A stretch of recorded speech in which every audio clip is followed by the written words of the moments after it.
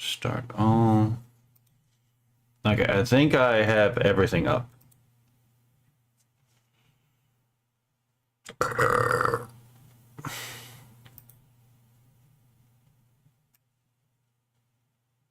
So I should move this over here.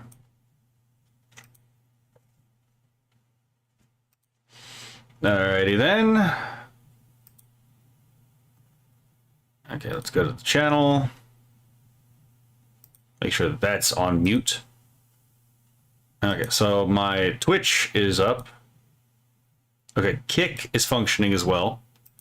What about YouTube? YouTube is up, it seems. And, let's see, yeah, it's on public. Oh shit, there's already a viewer here, allegedly, right? Okay.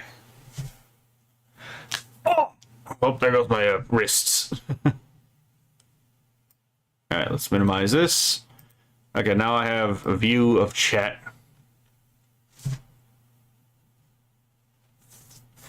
What the f— oh yeah, because I, okay, yeah, that's just last time's chat. Alright, testing, 1, 2. Okay, chat is open. No, hello, Thomas Boyles. Yeah, we're in for a bit of a doozy of a stream today. But before we do that, I do have at least one fun thing to do before I decide. Yeah, a couple other people aren't the only people who need to suffer alone in this, right? I got to do some suffering too, right? Especially because I've talked about some of this stuff that recently came out, and so I'm, I'm a little annoyed by it, but I'm not surprised by it. Anyway, so, but before we do that, right? Let's record a fun episode, because I know I'm probably gonna have to do multiple streams on the thing I'm gonna start today, because I'm not gonna sit down for like 6 hours and read this, especially with how late it is. Holy fuck, right? And plus, just getting out and reading something all the way through sometimes is not necessarily the best way to do it. Sometimes you got to read in part and then digest it, right? But anyway, let me start recording. All right, hello everyone. So today, before I get into doing something that's gonna probably really piss me off, let's do something a little bit fun. Let's engage in you can guess what it is by looking up at top, right? Hello, Robert Kindley. So before I do something that really pisses me off, let's watch a little bit of, let's satisfy our schadenfreude, right? Our joy at the suffering of another, right? By watching our favorite Babaniku, Zentreya, do the one chip challenge, right? Yes, Thomas Boyle, I will be reading the part of the Britlandia horror today, and then part of it probably tomorrow, because I'm not doing that in one go. Just because time constraints, right? I'm not an endurance streamer. Last time I streamed for like 5 hours straight, I was completely fucking out of it, right? But I'm gonna be perfectly honest. I don't think I'm gonna see that much that's gonna really surprise me, because as someone who's worked in foster care, as someone who has like studied Islam, as someone who's studied communism, and is well aware of the Red-Green Alliance, and as someone who's actually read the Marquis de Sade, I don't imagine that there's going to be much that actually genuinely is like new to me. I'm gonna suspect a decent chunk of it I probably saw coming, but that doesn't mean it's not going to piss me off regardless. Thomas Boyle says I may have to check out. I'm pretty short on positive to call on to balance it out. That's fair. That's fair. Hello, Captain Rudy. All right, so right now we are going to watch Zentreya try the one chip challenge. I think this, considering it's capsaicin, probably give us like 10 minutes, considering, of watching Zentreya fucking, die of the one chip challenge, right? Let's make sure we have this correct. That's, again, some levity before we, jump into the bullshittery that has been literally talked about for like 10 years and is only now getting talked about because, again, the British government decided, hey, we don't want to talk about this. So we're going to just offset the consequences to later. Well, it turns out later is fucking now, right? I heard the one chip challenge is no more. Oh, so hopefully not. Hopefully there's still the option to do the one chip challenge. I would never fucking do this. But, you know. Remembrance of a stinky toaster. She only ate 1/2 of a hot chip. That's why she stayed sick. Oh, I forgot I had this thing open for like a week. There we go. Okay. No, Imagine I haven't the pain eaten of it hours yet. of Mario Do Party you? concentrated on the tip of your tongue. Okay, hold on. We're a little early. But right here is where we need to be, it seems. Just eat the damn thing. Zen, you got this. If this Zen passes, I vote on Manmade 2.0. Yeah.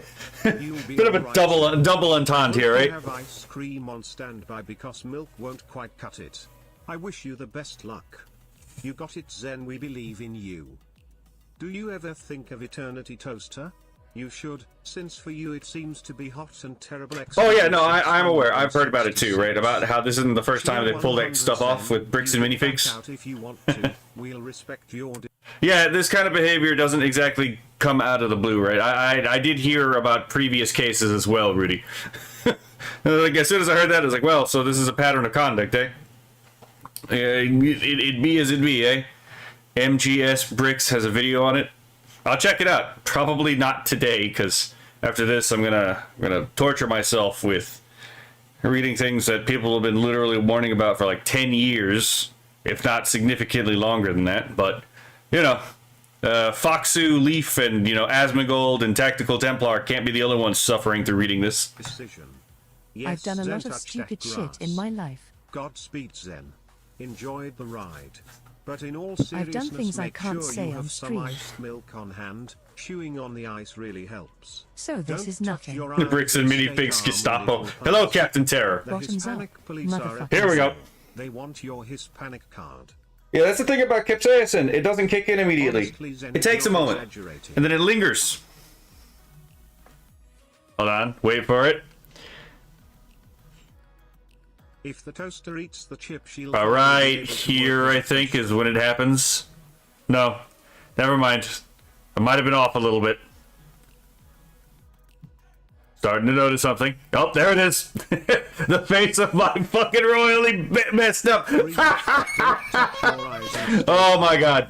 Bricks and mini Gestapo, right? When Zen did a very hot pepper and she said nothing but Obama. Good times. Smile. Go Zen. You God, got this is... Zen to heart. Thank God this full body tracking. Ah, Yeah, they're doing the spicy chip Oh, challenge. oh. The Hello. gut pain for me was delayed by 10 or so minutes. Good luck. Lex Joe.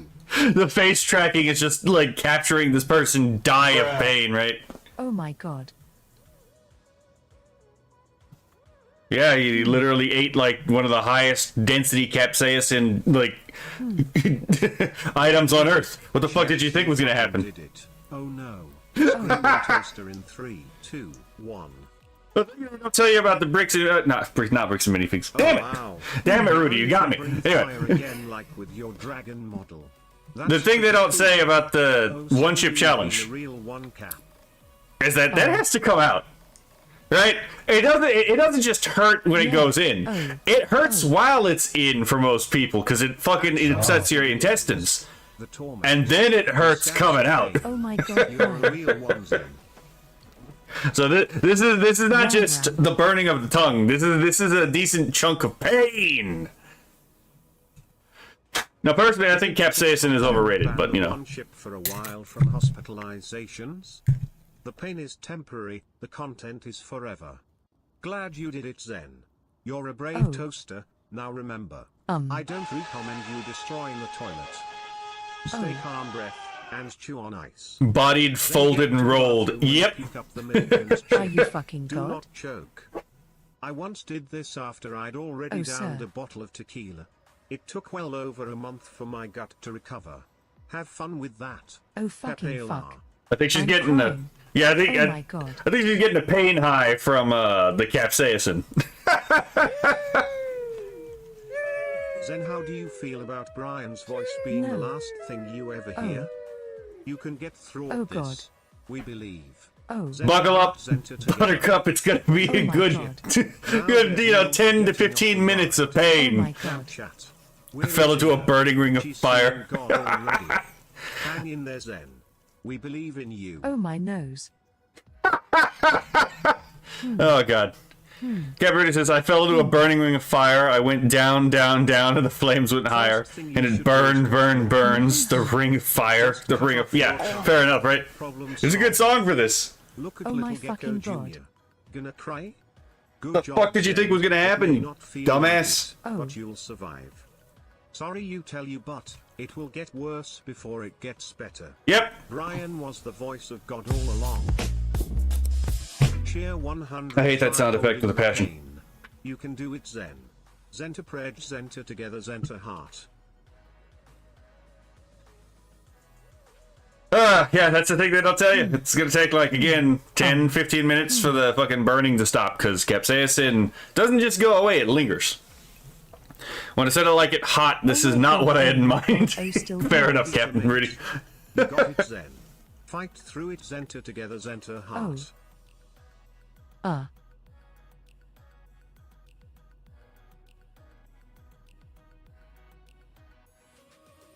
Fucking mollywopped. Mogged. Hornswoggled, even. Oh. I'm definitely glad that, Zentrea has the, motion trackers. That way we can literally see the pain written on their body language. This is your life for at least the Oh my next God. 10 minutes. Mormon, please. Oh Godspeed. God. Oh my god. Morris. I will admit, I like seeing, I enjoy seeing people in, like, Mormons. Mormons. I enjoy seeing people in a little bit of pain for a while, as long as, like, the pain isn't lasting, right? I think we all have that little sadistic streak in us. Well, it'd be more schadenfreude, because I don't like causing the pain. I just like seeing it happen. Oh.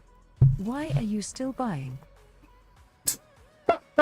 It's gonna burn for a Oh while. my God. Send I'm help out of all. milk.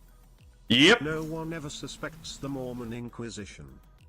The more things you touch with spicy fingers, the more landmines for later. Someone once left a bit of last dab on my bathroom doorknob. It was unpleasant middle of the night. The Mormons got her. Oh no, cheer 100. What is it with the Mormons? What's going on with the Mormons right now?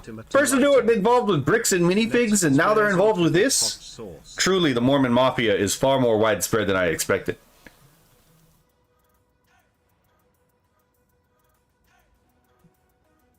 Schadenfreude is love, Schadenfreude is light. Right, Captain? Oh god, I got two captains. It's getting out of hand. That is cool. They always tell you what goes up must come down, they never tell you what goes in must come out. Yeah, that's actually the primary reason why I personally wouldn't want to do this. Like, obviously I don't particularly care about, like, again, 10 to 15 minutes of excruciating capsaicin. I also don't want to deal with the capsaicin coming out. Right, just saying. Not to mention, again, it gives you the rumblies and the tumblies, and it makes your belly Put ache. something ice cold in your mouth to numb the sense. I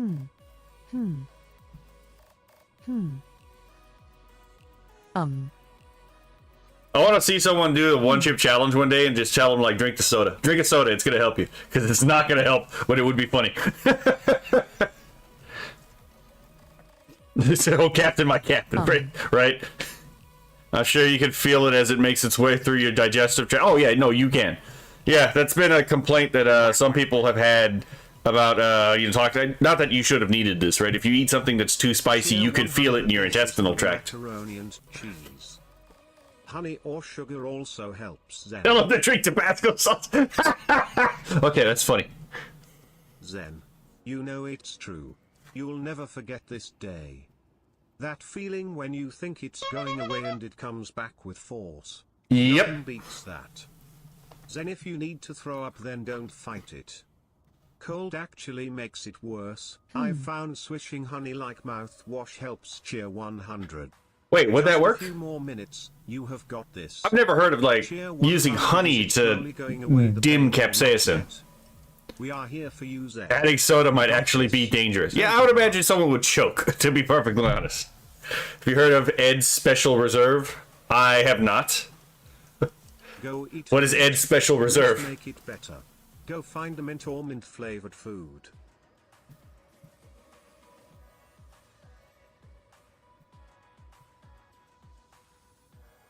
Most people get sick from Yeah. drinking too much more than the spice. Oh fuck. Yeah, I would imagine it would be pretty easy if you're, like, not ready for the one-chip challenge to potentially drink too much milk if you're actually drinking the milk instead of just, you know, swishing it in your mouth to, you know, then spitting it back, spitting it out. Oh my god, oh fuck me hard. Oh god, this fucking sucks. Wasn't Oh this the fuck me, part oh you can fuck, burn oh for fuck up to hard. 24 hours? Yeah. Yeah, she's definitely feeling the bite. Our toaster is burning out. Honey helps, fat works better. Ooh, that's actually, I didn't know that. That actually sounds, you know, fat is always good, but knowing it can actually help with, like, more. Oh god, please no Its more. wings are too small to get its fat little body off the ground. Oh my Oh god. my god, Of please. course, flies anyway, because bees don't care what humans think is impossible. That part right there, it's like, oh god, please, no more burning. Please, God, stop. It's like, yeah, that's the part that puts a smile on my face. I'm like, is it wrong to enjoy the suffering of others? Probably. But they'll get over this. This is not going to cause any lasting damage, and it is kind of funny. It's funny because it's not me. Right? I'm going to be perfectly honest, right? It's funny because it's not me. Anyway, Captain Rudy says, it's hot sauce made from pepper X, Carolina Reaper, and black pepper. Ooh. The small block of plutonium-239 passing through my intestines as I am 6 feet under. Ah, I mean, hello, Kionala. No, yeah, right, no. Hey Zen, how would you rate the pain on scale to 1 to 10? Congrats Zen. Finally did Why it, does you it brave still burn overheated so much? toaster. It just So on a appears that scale it of comes tackle back. seasoning Yeah, and welcome to how capsaicin. bad Welcome was to a really fucking hot pepper. Oh god. Oh. it? Nice acting you got there. You have fooled most of the chat into thinking you actually ate the chip. I love watching men do the cramp What simulator. did it taste like? Oh my god. How do you feel now? Yeah, I can see Can that. you see the future know that you're the Kwisatz Haderach with all that spark? I definitely have seen that before. I think you've another good 15 minutes of burning left. Tastes like, to quote the wise Ralph Wiggum, it tastes like burning. I'm gonna throw up. No, Yeah. I'm not. No, I'm not. Zen, you might want to throw this up. You don't necessarily want this to go the other way I out. think Zone 10 No, has enough I'm not. audio now. That would Cheer be against 100. terms of service. That would be ridiculous. Wait, that would be against terms of service? What the fuck? Is that an actual thing? That is preposterous. I mean, it's Twitch. It could very well be a thing, but is that an actual terms of service thing? Captain Oh Rudy my says, God. for those who don't know, the Carolina Reaper is what's used to make the world's hottest pepper. Pepper X is what took the Carolina Reaper's throne with almost double the heat. If you don't throw Oh, up, that, yeah, you're that's... going to was regret worse. it. What's the Scoville heat That unit was value of serious. that? It's odd to me, pain and pleasure sound the same to me. Oh, god damn I it. just We got a masochist here, right? I can see this is a quality Happens. stream, So grass much growing worse. and Zen in Oh my pain on God. the floor. If you're going to the toilet, There it's was going no to flavour. painful too. Sure, I'm sure you'll be fine. Zenta together cheer 100. There's no flavor at all. Yeah, no shit, it's pure capsaicin. What did you think? It was gonna be like just pure burning. It was like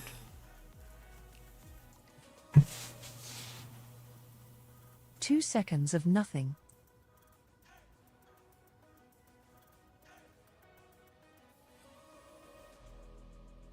Yeah, because pepper, capsaicin doesn't It hit was immediately. literally 2 seconds of Is your nothing, light and then flashing everything before went your to hell. eyes? Yeah, If you it need do to throw up, that. don't hold it. Captain Rudy says Carolina averages 1.5 million Scoville. Yeah, that's about what I expected. It's like I thought With it some wasn't bad, peaking and around then it just- 2.2 million. Oh my god, it just exploded. Yeah, it's like an explosion of pain in my mouth, That right? was just pain. Oh my god. Pepper X average is around 2.7 million. Yeah, I wouldn't touch that. I called that before, and I have made pain noises that don't sound like pain to an old friend of mine. Fair. I wouldn't in a million years, and I eat really. What's the Scoville heat unit of that? Yes. Hello, just someone 1038. Oh my god, grass, right? What the fuck is wrong with you?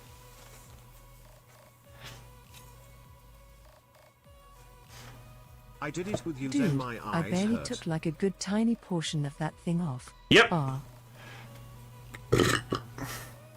Like a broker.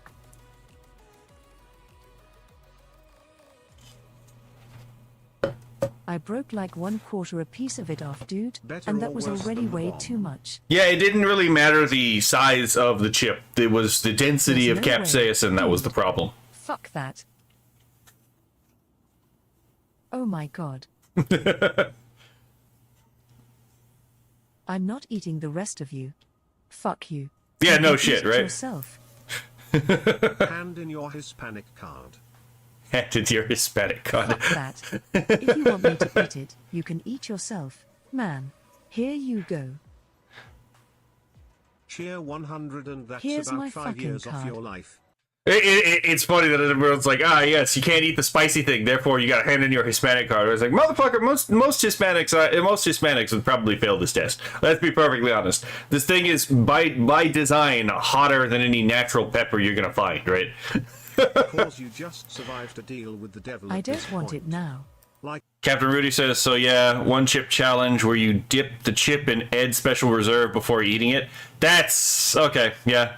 Fair enough. So you're just adding a small amount of more capsaicin to already a fuck ton of capsaicin. Does that actually do anything? Does that actually make it worse? I'm genuinely curious. She doing the one chip challenge? Well, she's technically failed the one chip challenge because she's not eating the whole thing. But yeah, she just suffered the consequences of her bad decisions, right? Doing the one chip challenge. how much are you sweating right now at the thought of another bite? Oh my god. Congrats, then. You survived. I don't Then to even. heart. Well, this wasn't gonna No kill her. thanks. This was just gonna fucking Train and hurt. you Thank didn't you. even succeed. Do it, do it, do it. I swallowed that 1/4 of the piece. Thank you very much. So she 25%. But again, it wasn't the size of the thing that I'll was the never problem. do that again. Oh my god. Oh sweet Jesus.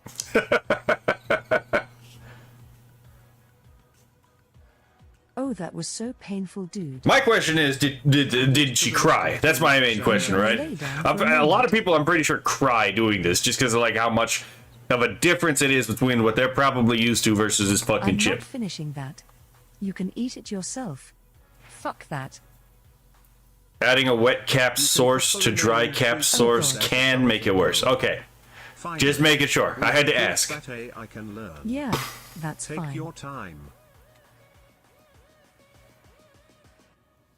She thinks this is painful. She's tried the toe of Satan. The fuck is that? People just making Oh up my shit now. God, I feel so We are disgusted. gathered together today to mourn the loss of Xanthrea. She was the bravest toaster on the internet. She created a great community, and in the end was betrayed and bullied by some of them. Oh yeah, Zentrea's now with socks. I forgot to mention that. Throw 7 to her bravery. I take back my I congratulations. drank an entire gallon With of cheese, milk. dull capsaicin.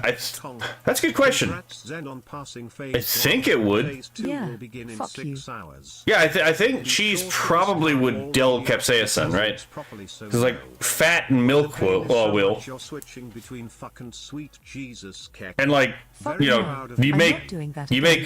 make cheese out of milk, so probably. An amazing job. Fuck that. Sending lots of hugs. Zenit says one chip challenge, not 1/4 chip challenge. I didn't. I Finish didn't it. say I didn't throw Tell us, fucking thing for Zen. that challenge. How do you feel? Let's see, just someone 1038. If the video I saw recently was accurate, it's white guys maximizing the spice. The spice must flow! The toe of Satan is a toe-shaped lollipop that is 9 million Scoville heat units. Yeah, again, it's one of those things where it's like, yeah, no shit, everyone folds this, right? if like the hottest natural pepper is 2.2 million, and then like the thing you're getting to them to taste is like 2.7 million, right? Of course, the vast majority of people are going to fold. This is way higher than anything they've been exposed to beforehand, right? Not to mention, fucking, what is this? Like 4 to 6 times hotter, right? The fucking 9 million Scoville heat. Oh, yeah. So it's like, yeah, no shit, right? Cheese does help. Yes, I thought so, but it's like, I never really thought about it because, again, I don't really eat a lot of peppers. I just took a bite. Oh, I can't feel my tongue. Yeah, that's going to be an issue. Oh my god. No, fuck that eulogy calling her I brave. genuinely can't She feel was my a tongue at fucking the wuss who moment. chickened out at 25%. Match. I can't feel my tongue. Holy shit. Yep. Oh god. I can't feel my tongue, guys. Don't be careful not to bite it. Oh my god. Oh.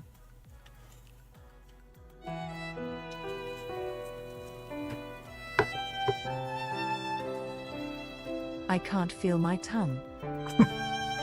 Natural is a stretch. They're heavily cultivated and bred to reach those levels. Oh no, I'm aware. But I'm just saying, like, most people aren't going to eat raw capsaicin. I didn't go in for the challenge. It's still at least a pepper, right? I'm just. Heck yay, 5 months let go Zenta heart Zenta together. I literally just did it for a bite. I can't feel my tongue. Yeah, because you got sensory overload. I literally can't feel my tongue.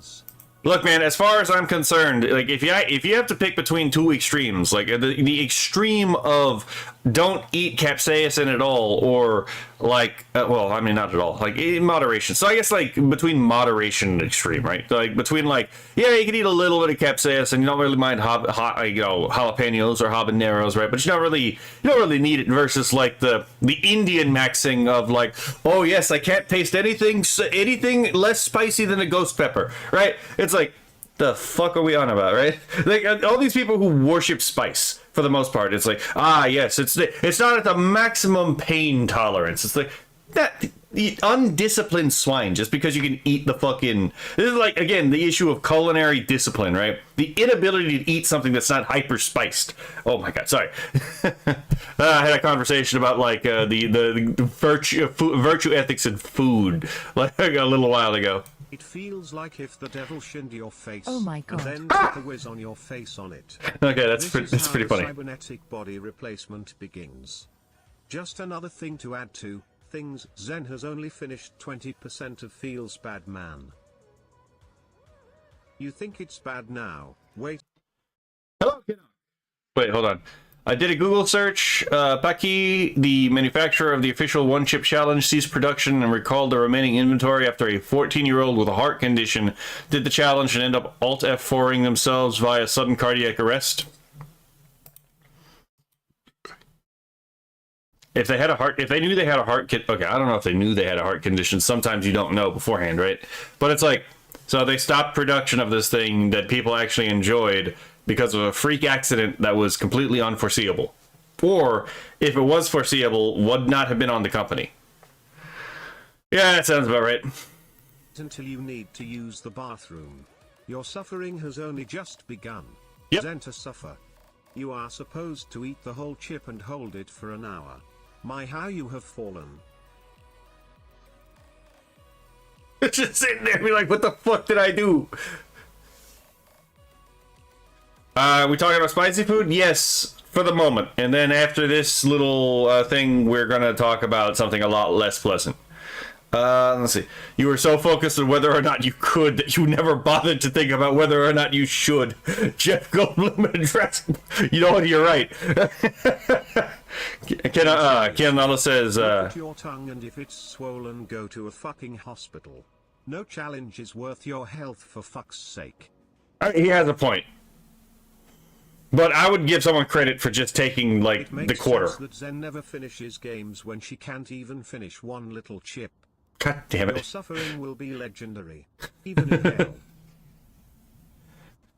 Yeah, so I know Zen doesn't actually eat the rest of the chip, so I guess this is a decent stopping point, because it looks like they've basically gotten over the capsaicin, right? Let's see. I mean, you can have heart attacks and not know it. That is true. That is true. That can happen. Let's see. Is doing the one chip challenge and we're laughing. Yes. Zentrea is doing the one chip. Yes. Let's see. I believe it was listed on the product that it was not strictly. Yeah, no shit, right? I mean, to your point, Thomas. Yeah, that's fair, right? It's not necessarily 100% safe, but nothing is, right? Oh, GG's in, right? Yeah, I give them credit for even going through this. A lot of people would have fucking said no. I would have personally been like, I wouldn't have agreed to do this in the first place, right? I'm like, nah, I'm good. I've eaten enough peppers to know that I don't particularly care for like overwhelmingly hot. My thing is like, if I can't taste anything else in the goddamn tray, then there's too much spice in it, right? If you put so much salt that you can't taste the rest of your food, then everyone recognizes that's a defect. If you put too much sour in your food, you know, in your, let's say you make like a sour chicken, right? And then you can't taste the chicken, you only taste sour. I think everyone can recognize you've done something fundamentally wrong cooking here, right?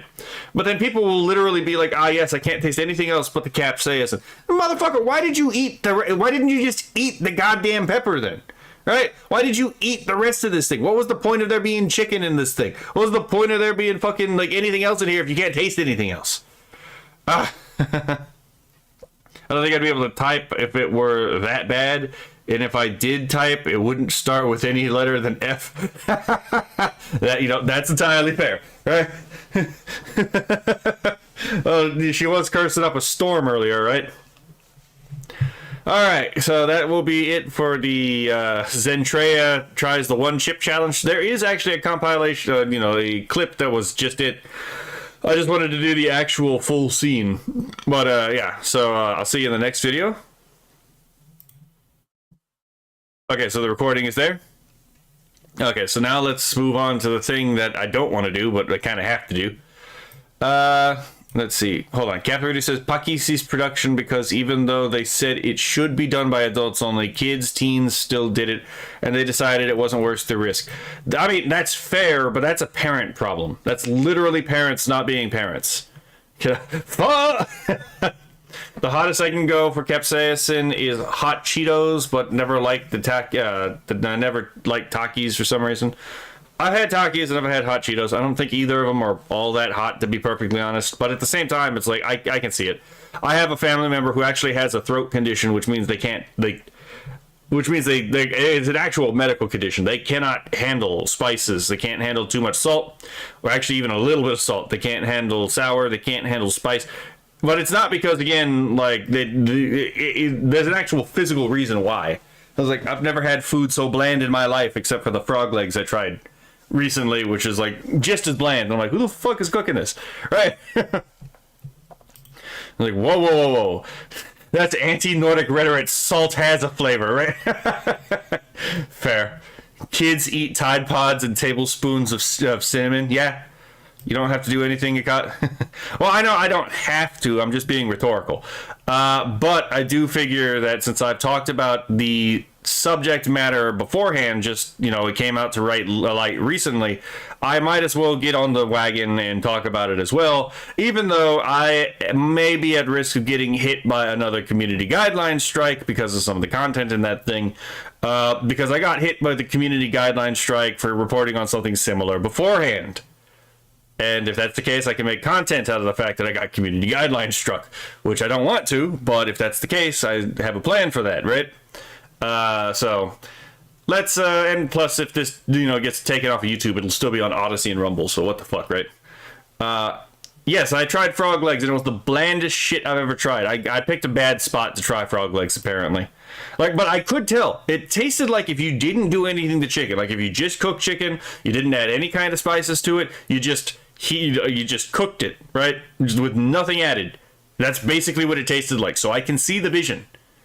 But the place we got it from was really bland. I did like that I could eat, like, I did like that the cartilage pops right off the bone and you can eat it.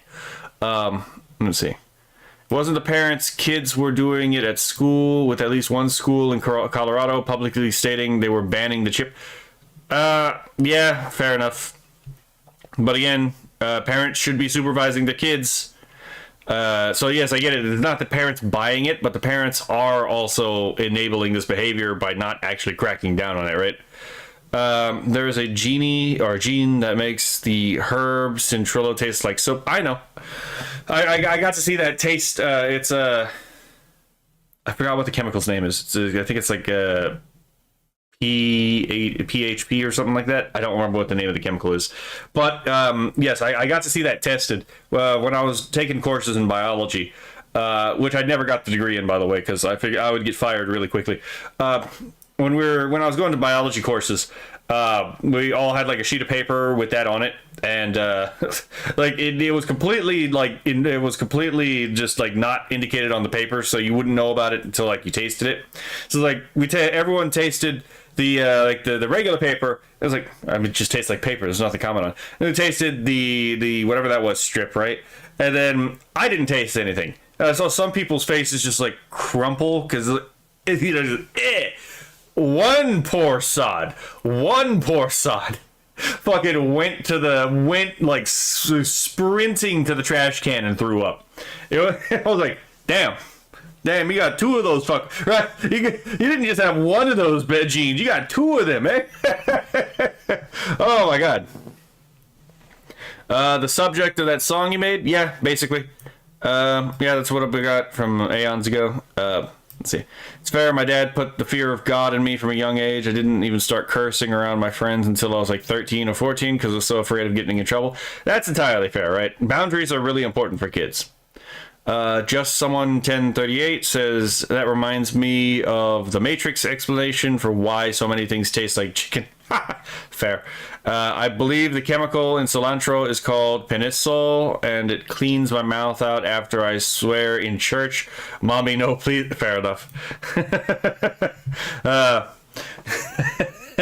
Yeah. There are sometimes parents think that like their kids are just being picky when it's like, no, the food actually tastes like legit extremely bitter because they inherited that gene.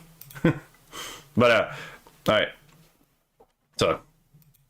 all right, so now we're going to talk on the thing that I'm probably going to have to do for a couple of different streams, because I'm not going to sit here and read for like 6 fucking hours straight. It's just not happening, especially considering this shit has been being reported for like 10 fucking years at minimum. So yeah, Kirsha already talked about it, but she didn't read the report herself. At least not the. Well, she did read the report apparently, but like we get the highlights here, right? So her video is Inquiry Report Sets UK on Fire. I didn't realize she was actually reading the report because I listened to this at work, so I didn't actually watch it, right?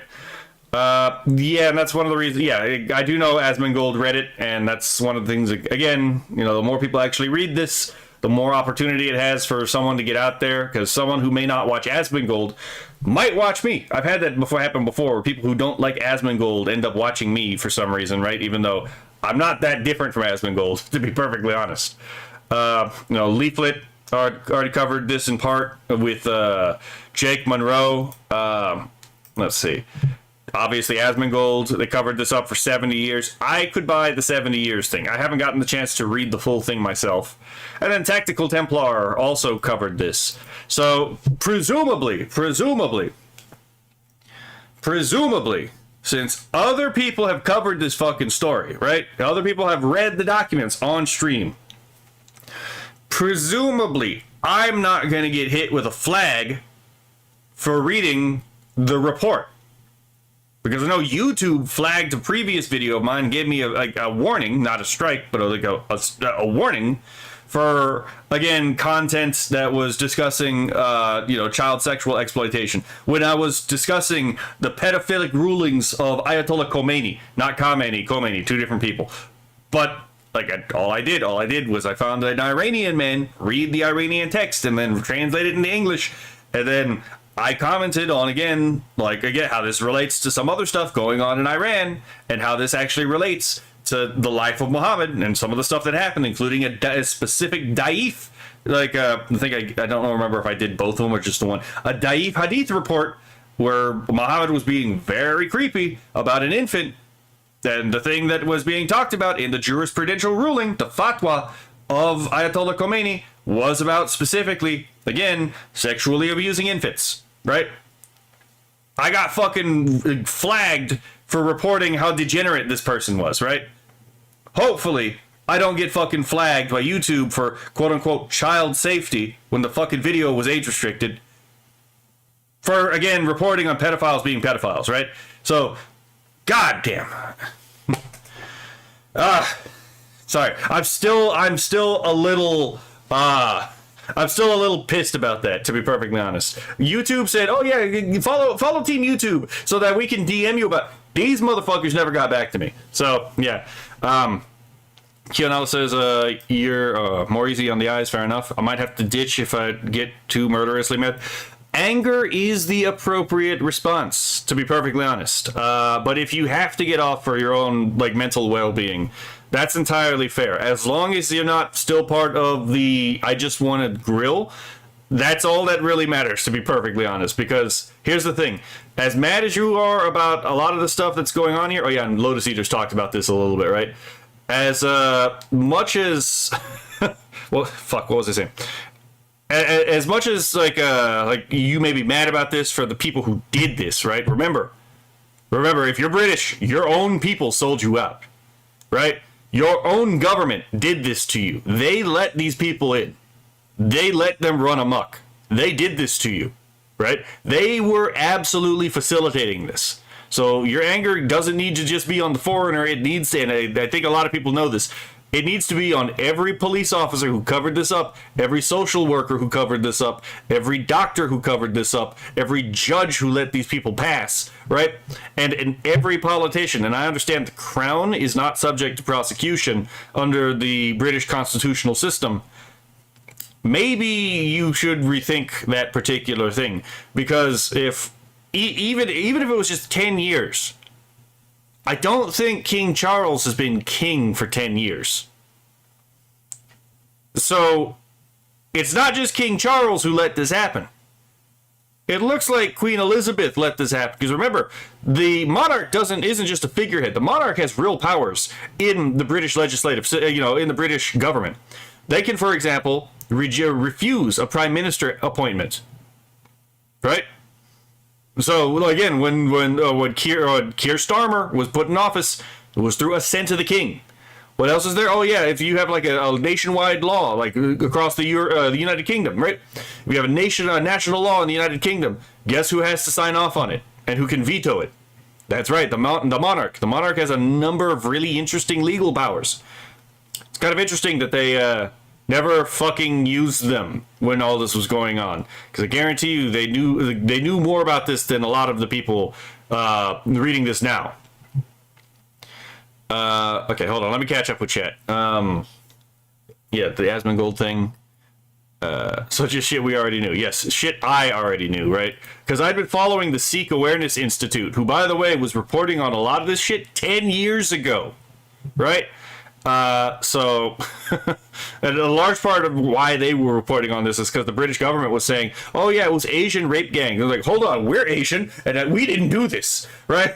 So the Sikh Awareness Institute fucking knuckled down and did a lot of these, like, again, earlier like interviews with the victims. So yeah, let's see. Another one shocked here is Kaya. Yep. Let's see. I didn't dislike Asmongold. I just don't watch him. He's so normie to me that it's weird. I would say that yes, there is a lot of normie in Asmongold. That I would agree with you. You and me both, Kionala. Yeah, fair enough. In other news, water is wet. Yep. Ember Paradox called HLC's video covering this. I watched. He showed his wood chipper character, and Ember was like, "No, the wood chipper would be too nice of punishment." The punishment issue is not the issue here. The issue is because you're thinking too late about this already. You're thinking about, like, again, the punishment issue. You don't necessarily have the ability to punish anyone if it turns out everyone in the system is in cahoots with it. So you're thinking a little bit too far ahead in the first place, right? The first thing is you need to figure out how severe this actually is, and then how to actually depose the people who did this to you. Now, Restore has an actual potential answer to this, right? But yeah. Anyway. So let's get on with this. Shippy hungers, fair enough. They are British, not American. They allow a lot of ship to happen before saying, I'm not comfortable with this. Oh yeah, that's what I was saying. But through all of this, if you're British, through all of this, don't just look at the people in power. Look around you and know that anyone who still says, I just want to grill, is willing to put up with this. And then actually ask around and try to figure out how many people around you just want to grill. I think you'll be shocked at how many people probably still just want to grill, right? Just letting you know, the problem isn't just the people who did this to you in power, or the people who came into your country to do this to you. Those are real big problems. The other problem is how many people are willing to let it let it happen to you in the first place, right? Who couldn't possibly be fucking bothered to give a shit about this as it was going on for the last 10 years at minimum, possibly 70, right? Oh my god. That's when my character comes from into play. Part of my character's lore is he gets tired of the politicians getting away with shit like this. Takes matters in it. Ah, yes. Sometimes, you know, what's that thing about the Tree of Liberty, right? Okay.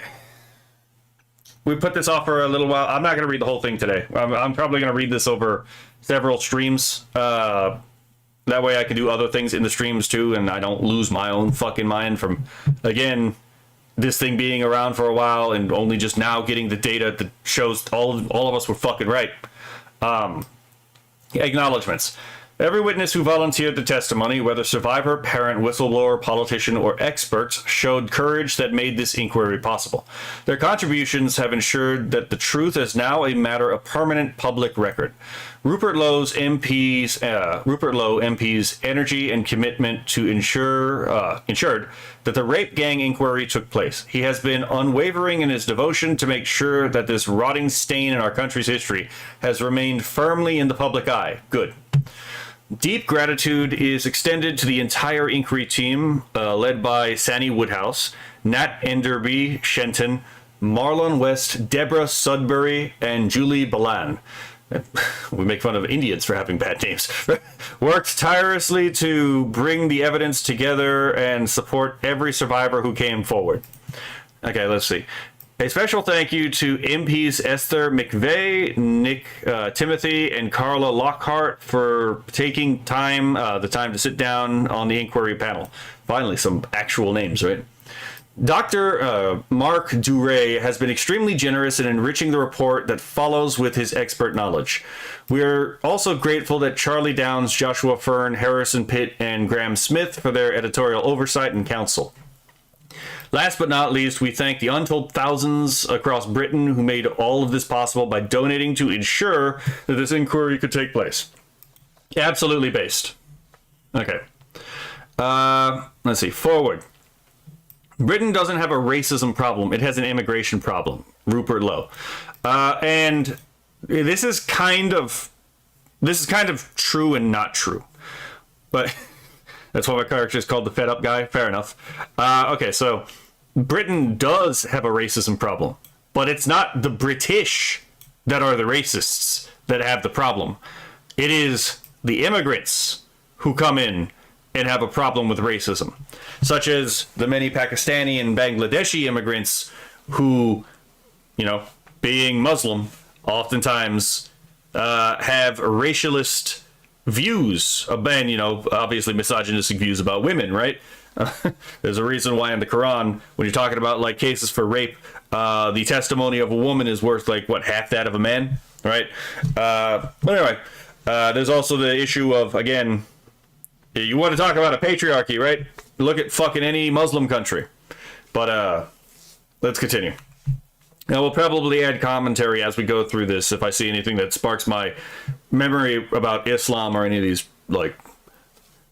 I don't want to get banned because of saying something Asmongold said beforehand, but any of these reprobate cultures. Let's go with that.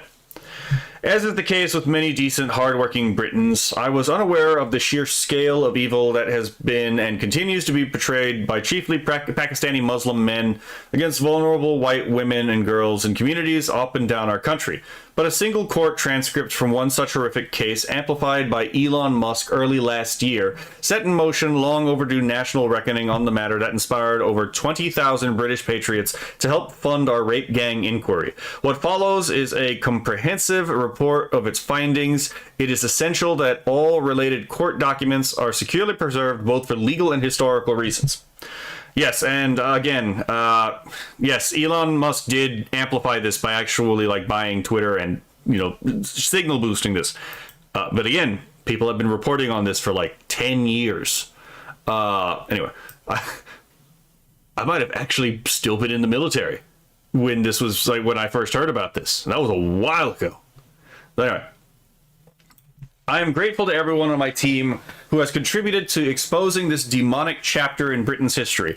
A combination of the paralyzing fear of racism accusations and the scramble for votes from imported foreign subcultures meant that pure evil was allowed to metastasize. Nor is the horrendous ordeal over.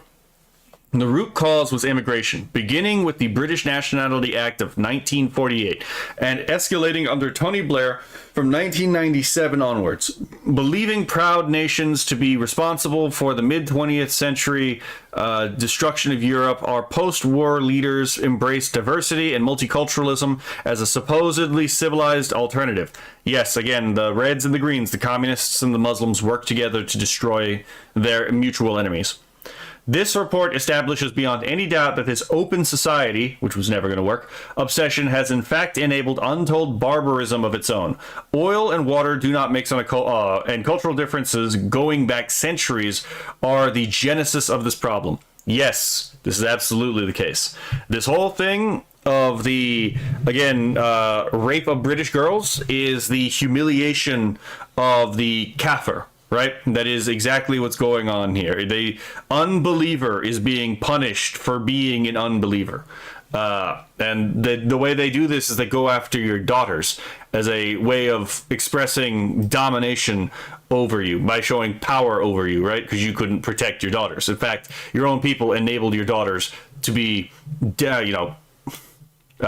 defiled. Anyway. Military, which branch? I was in the army. Let's see. Recent European exposure to America from FIFA is probably going to inspire changes. Yeah. Yes, that's what I meant by red hand, green face. The Red-Green Alliance is the alliance that Muslims and communists usually have. By the way, they only have that when they're fighting the Western powers, because as soon as they actually get power themselves, every single time they betray each other, like with the Iranian Revolution, where the Muslims killed all the leftists who helped them take power, or anytime communists get into power, and then they suppress Islam because Islam actually has the ability to become a real threat to them, right? So it is definitely a fair weather friends type deal. Let's see. What was my MOA? I was a 42 Alpha. Let's see. Sorry to hear that, Navy here. Fair enough, right? All right. So, what was I? I urge all Britons to read this report in full. Lessons need to be learned and prosecutions need to follow for the appalling cowardice of those responsible for refusing to resist such horrors. The strongest possible penalties, up to and including death, must also be sought for those yet to be properly punished or indeed punished at all for their vile, unspeakable crimes. I would agree with this. I'm not a big proponent of the death penalty for a couple reasons, right? One of which being a dead man can't be forced to make reparation to the actual victims. Right, I mean, it's that simple, right? You can't extract slave labor from a dead man, right? But if men must die, then this would definitely be such a situation where it's like, yeah, I could see this. If you're going to justify a death penalty, this would definitely be one of them. Let's see. The world is a dangerous place to live, not because of the people who are evil, but because of the people who don't do anything about it. Yes, Albert Einstein. This is the fucking I just want to grills. The I just want to grills are the people who make things dangerous by doing nothing about it. Anyway, man is the cruelest animal. Friedrich Nietzsche. Yeah. Okay, so introduction. The Rape Gang Inquiry has now concluded the first phase of its work. It was established to examine one of the most horrendous scandals in the long history of our country, the systemic targeting of vulnerable girls, overwhelmingly white British, by predominantly Muslim Pakistani gangs across towns and cities up and down the nation. Let's see. The evidence presented throughout the hearings confirmed that what had been long known but repeatedly denied by many in the political class. The inquiry welcomed girls, boys, men, and women of all races and religions to testify to their experiences to gain a complete picture of the rape gang phenomenon. The KC report of 2025 stated that disproportionate numbers of men from Asian ethnic backgrounds. This is the thing where it's, again, they use words to cover shit up. Like, again, words to obfuscate, not to clarify. This is why, again, the Sikh Awareness Institute 10 years ago started covering the Pakistani rape gang issues, was because the Asian, guess what? Sikhs are Asian too. They weren't involved with that at the time, at least. Those weren't. So, let's see. Were among the suspects for group-based child sexual exploitation. Baroness Casey quoted local reports showing that a significant proportion of those convicted were Pakistani and or Muslim heritage. The crime stretched back generations. Well, I mean, again, the Quran teaches fight those who do not believe in Allah or Muhammad or the last day, right? So there's three things. If you don't believe in Allah, then you must be fought against. If you don't believe in Muhammad, you must be fought against. If you don't believe in the last day, you must be fought against, right? Now, granted, those three are kind of a package deal, right? So it's basically a tautology. But yeah, and we already know what Islam teaches about captives. You know, Muhammad was given express permission to take those whom his right hand possessed, right? Which basically means it's an excuse for him to take sex slaves, right? We're also told by the Quran that Muhammad is the perfect pattern of conduct, but we don't get told how Muhammad actually behaves in the Quran. We get told that in the hadiths, right? And all the Sahih hadiths. So that's the Sahih means authentic. Guess what? Those are where we get Muhammad as warlord and as a sex, addict who fucking, again, rapes girls and takes sex slaves, and then apparently gets poisoned by a Jewess because he killed her entire family, and then had her make him food, and then she poisoned him, rightfully so, right? Hello, Robert Kindley. It's gonna be a while. I'm gonna try to get through this section first, and then yeah. Okay, so these sections are rather small, so yeah, we could probably blaze through some of these and still do the chat stuff. The rape gang inquiry was necessary because the state and institutions have failed catastrophically for over decades. Police, social services, schools, and the NHS licensing authorities and governments allowed these gangs to operate with impunity. There was a demonstrable lack of political will to confront them. The Labour Party initially refused public inquiry altogether, only relenting under considerable pressure. It will be many years before this inquiry is complete, and there is no guarantee that it will adequately address the political sensitive, ethno-religious nature of the phenomenon. Despite now pushing for an inquiry in opposition, when in government, the Conservative Party did very little. Because the Conservative Party isn't very conservative, let's be perfectly fair, right? The rape gang inquiry was survivor-led. Every day the panel sat with Sammy Woodhouse, a survivor turned activist herself, along with a variety of experts who attended whenever their specialist subjects formed the focus of our efforts to get to the truth. We examined distinct areas for the scandal in turn so that a maximally full picture could be established. Parents and career carers described their experiences. Instances of pregnancy, abortion, children born of rape were laid bare.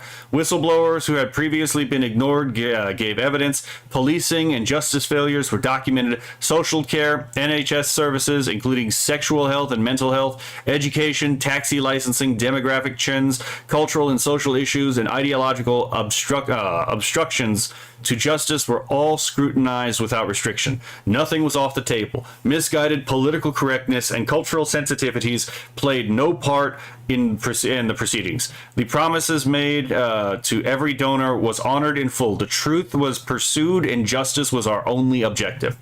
Now, to that point, The whole political correctness thing, yes. Because if you said anything that made someone uncomfortable, even if it was true, you were the bad guy. That is a direct tool of tyranny, right? Because you can't speak truth. You can't seek reality in such a situation. You have to submit yourself to a lie. And look where lies get you, right? So, let's see. Survivors were finally given the platform they had been denied for so long and were central to the inquiry. The full-scale nature of the crimes can now be placed on public record. The true horror of what took place is no longer hidden. Although the inquiry lacked statutory powers, the response was overwhelming. Politicians, whistleblowers, experts, family members, and many others came forward. Those in prominent positions who declined to give evidence did so knowing their refusal would be noted. This report set out findings that may make clear recommendations for how the problem of rape gangs can be eradicated. The country now knows the full truth. The country has been given the basis for justice. The country has a roadmap to ensure that these crimes never happen again. Now, one of the ways you're going to do that is you're going to have to do remigration. I know you may not like remigration as an idea, but you cannot have people in your country who practice izat, i.e. deception for a benefit, deception in the aims of a benefit.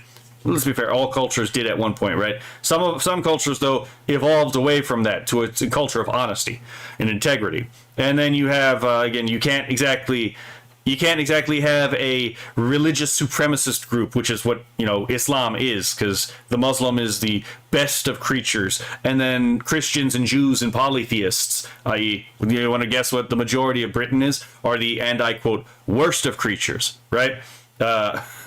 So, yeah. What happens to, again, religious minorities in Muslim lands, right? The dhimmi. Well, they have to pay the jizya, the extortion tax. They get to tax you whatever the hell they want, and you have to pay up, or they can destroy, or they can go and physically kill you. So, yeah.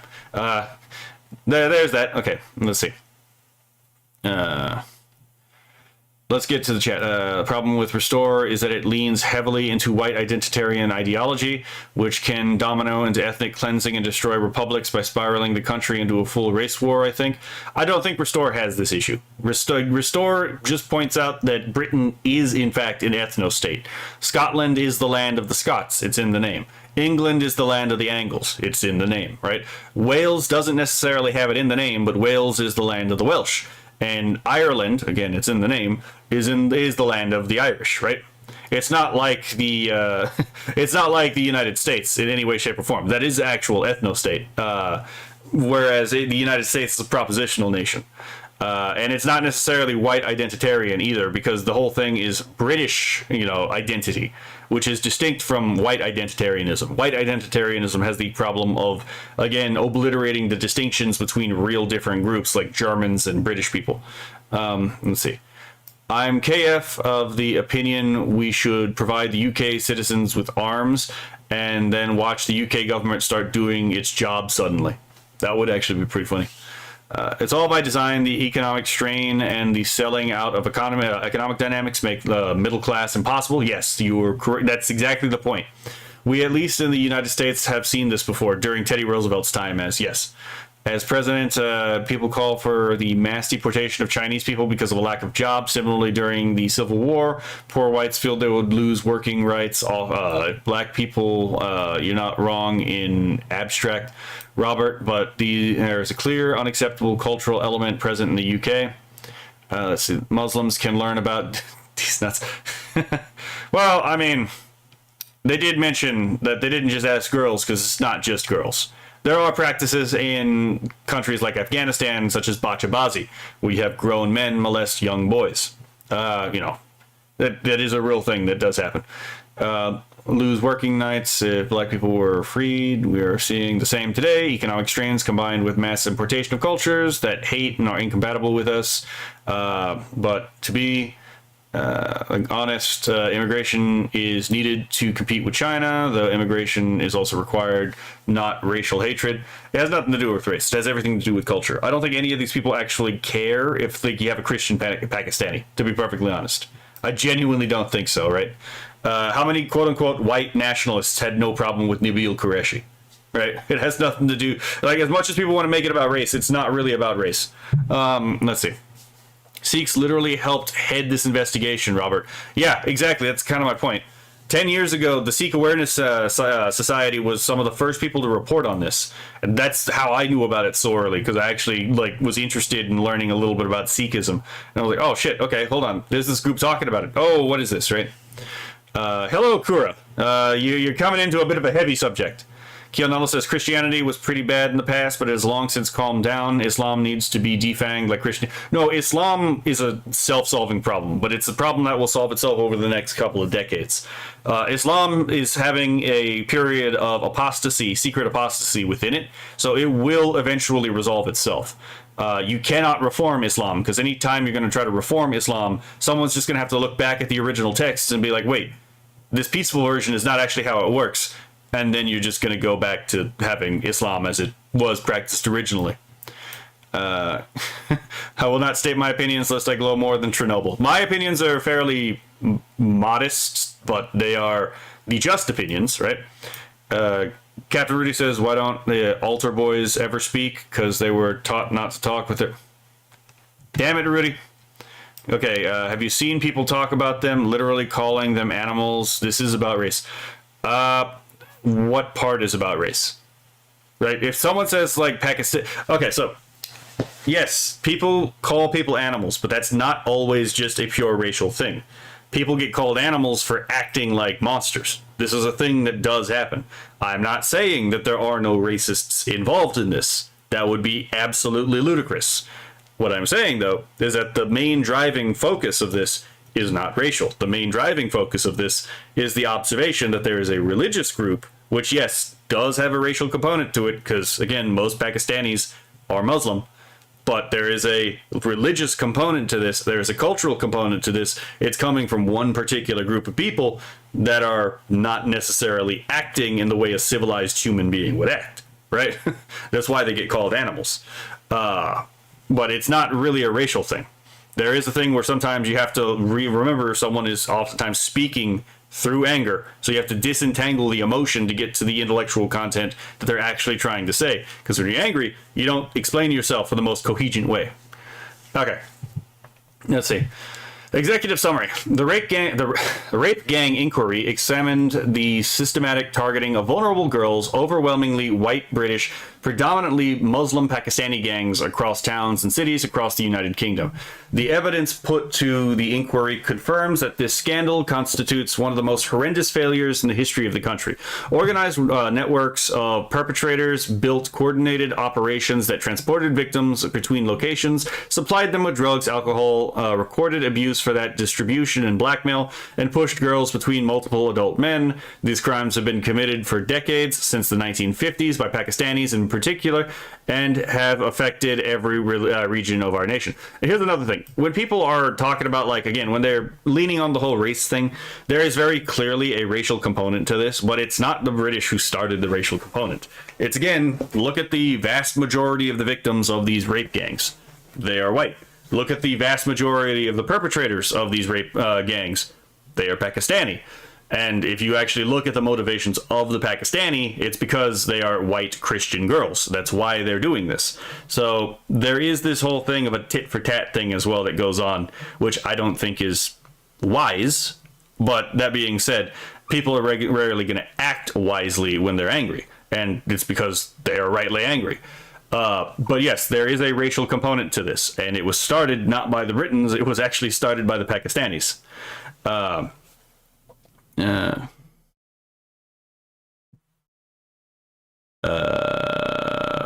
mean, possibly. I haven't heard that, but you also have to remember, just because some crackhead says something doesn't necessarily mean that it's an opinion worth taking seriously, right? Like, you can find people in any of these movements that is just kind of retarded, and as a result, it's like, but they never actually get in power, right? So just because some crackhead in Restore says something doesn't necessarily mean that it's something you need to be worried about, right? Someone comes out and says to deport third-generation black people. What percentage of the actual Restore movement is that, right? I don't imagine that that's a very large size.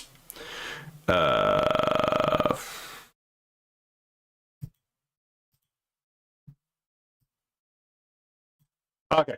So okay. So you're saying okay. You're talking about the difference in degree, but yes, no, I get what you're saying. I do get what you're saying.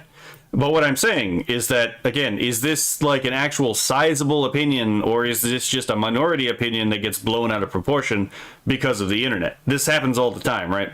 I'm actually currently trying to talk to someone at work about like how some of the stuff that he's reading online is just not reflective of reality. It's being fed to him by his algorithm because he clicks on it. Now, if someone is saying that, right, this all gets into the whole jurisdiction element. Like, what jurisdiction do you actually fall under? Which I don't really know how British law works, to be perfectly honest, or British constitutional law. And that's an issue for Britons to, like, solve, to be perfectly honest. If you think that someone raped your daughter isn't an animal, maybe you are. Yeah, I mean, yeah, that's a fair point, right? Everybody says exactly. If it was about race, Germany wouldn't have sided with Japan in 19... No, that one was about race, but that one was a little bit more magical thinking. I know that one because I actually have a copy of National Socialism. I can tell you, that is... that one was actually about race, but it was a lot of magical thinking involved in it, too, because they were a bunch of cringe pagans. Hello, Beeritarian. I'm asking for level heads. They call Tommy Robinson a leftist. Yes, calling for level heads that actually get something done. Yes, that is a fair thing to call for. I'm not going to say that you're wrong for calling for level heads. You are absolutely right to call for level heads. But at the same time, there's a medium to thread, right? There's an actual mean to thread here where it's like reasonable but still like animated by righteous anger, right? There is actually a way to thread that needle, because the last thing we need is people who are so quote unquote calm about all this that we end up with the spineless like I just wanted grills again. Which I know you're not saying. I know you're not saying that. I'm just saying that, like, again, it's easier to do the two extremes than it is to do the actual middle path, which is almost always the correct path. Let's see. Okay, let's see. The scale of the crimes committed is staggering. It has been previously established that at the very least, 250,000 young white girls have been subjected to repeated rape, gang rape, trafficking, torture, pregnancy, forced Islamic conversion. And yes, this is again another power move that is a thing, and lifelong trauma. True numbers probably higher. The perpetrators bear primary responsibility, yet the institutional failures that enabled them for decades must also be confronted. In court records and official inquiries, around 87% of those convicted in these groups based child sexual exploitation cases bore distinctly Muslim names. Again, pattern recognition, right? The vast majority of men involved in these gangs were not convicted. Dr. Taj Hargi, an imam with the Oxford Islamic congregation, believes the true proportion of gang members who are Muslim to be around 95%. I would buy this, by the way. This is what you call the principle of embarrassment, right? The principle of embarrassment is a tool you use in history to gauge whether or not an author is actually being, authentic with you, right? If someone is making up a claim, they're probably going to make up a claim that gives them some kind of like points, something that they want. If they make up something that's probably going to put them in a better light, or something they're trying to do in a better light. Here we have again an imam, so this is a Muslim religious leader who is admitting, and this makes Islam look bad, and he knows that this makes Islam look bad, that 95%, not the 87, but the 95% is the actual correct number. So I would say that this is probably really powerful testimony to the truth of the 95% figure. This figure far exceeds the Muslim share of the overall United Kingdom population. The overwhelming majority of the rape gang networks consisted entirely of men from Muslim backgrounds, predominantly Pakistani heritage, although smaller groups from Somalia, Somali, Iranian, Syrian, Turkish, and other Muslim origins were also involved. Yeah, and the Pakistani thing is almost certainly a historical grievance thing, right? People like to people like to pretend like they were personally grieved when their ancestors were historically grieved, right? And Pakistan was part of British Hindustan, right? The British Raj which included Bangladesh, Pakistan, and India. And so there are some Pakistanis who still are bitter about that. So then, you know, since they think collectively, right? They think in collective terms. You punish the British by punishing, you know, not the people who were necessarily directly involved with it, but, you know, you punish their children. That's basically what's going on here. Let's see. The inquiry heard harrowing testimony from survivors and their families. The method used to groom children typically followed the same process. Girls as young as 11 initially befriended young Muslim men who then treated the young child like an adult and would then start providing them with alcohol, drugs, and cigarettes. After a few months, the girls would then be collected from school gates, care homes, and streets and taxis. They were taken to houses, flats, restaurants, hotels where they were raped repeatedly by groups of men, tortured, filmed for blackmail, and told they were white trash, kufar. Kufar is the pronunciation here for kafir, which means unbeliever or infidel, who merited punishment. Again, because what was the thing the Quran says? The people, like the Muslim is the best of creatures, but the Christian, the Jew, and the polytheist are the worst of creatures. You're worse than beasts, right? Many became pregnant while still children. So, well, I mean, yeah, that's still a problem in the Muslim world today. Some miscarried under trauma. Others endured coerced abortions. Some gave birth to children who were later removed by the state. We found that the same unspeakable crimes occurred in at least 149 local authority districts, close to 40% of all such districts across the United Kingdom. See page 14 for full map. Survivors described daily rapes, red rooms of extreme torture, trafficking between cities, and institutional disbelief that compounded their suffering. Some girls even trafficked to the Middle East, where they would endure Islamic marriage. By the way, you're probably not getting these girls back. The odds that any of these girls are coming back are very low, unless you go and you extract them through force, which, I'm to be perfectly honest, I personally would support the British military going in and forcibly taking, again, their daughters that were stolen from them back. I don't really care what happens to the men who, bought and sold them, to be perfectly honest. Let's see. Again, Muslims are a problem in all Western society. Oh yeah, they definitely are. You find, because even the Muslims who are allegedly moderate, how many of them actually criticize Islam when something happens, as opposed to run defense for Islam? Not criticize Islam, but criticize Islamic Islamic extremism instead of immediately run defense for Islam when something bad happens, right? If they are still alive, that is a good point, but. Yeah. I mean, if they are being trafficked for an Islamic marriage, there is a decent chance that a lot of these girls are probably still alive. But there's also a chance that they're not. Let's see. The demographic and cultural drivers are clear. Perpetrators from Pakistani, Muslim, and other Muslim backgrounds operated under an honor and shame-based clan code that treated Muslim girls, especially non-Muslim girls, especially white working class, as property for available sexual use. The pattern was reinforced by 8 theological and legal aspects of Islam. Hell yeah, we're actually going to fucking talk about this. Okay. These include the doctrine of Muslim superiority, drawn from Quranic verses that position Muslims as the top with a duty to correct non-believers. Yes. Let's see. The gang members' justification for their own crimes can be found in the Islamic principles of loyalty and disavowal known as al-wala. I hate fucking saying this word. Al-wala. Wala bara. Can we speak a real language? It demands enmity towards non-Muslims and superiority of men over women. Forced marriage combined with the absence of any fixed minimum age of consent. Any fixed minimum age of consent again. Muhammad was 50 when he married Aisha, who was 6, and the only reason he didn't consummate the marriage with her at the time was because she got so sick everyone thought she was going to die, and she didn't get better till she was like 9. The perception of female sexuality as inherently dangerous, a system of sex slavery that authorizes sexual relationships with non-Muslim captives. Again, take those who your right hands possess as a command, as a revelation that was given directly to Muhammad about this kind of thing, and religiously sanctioned social hierarchy that subjugates conquered non-Muslims. Yeah, again, you just look up what the dhimmi is, right? Look up what the dhimmi and the jizya are.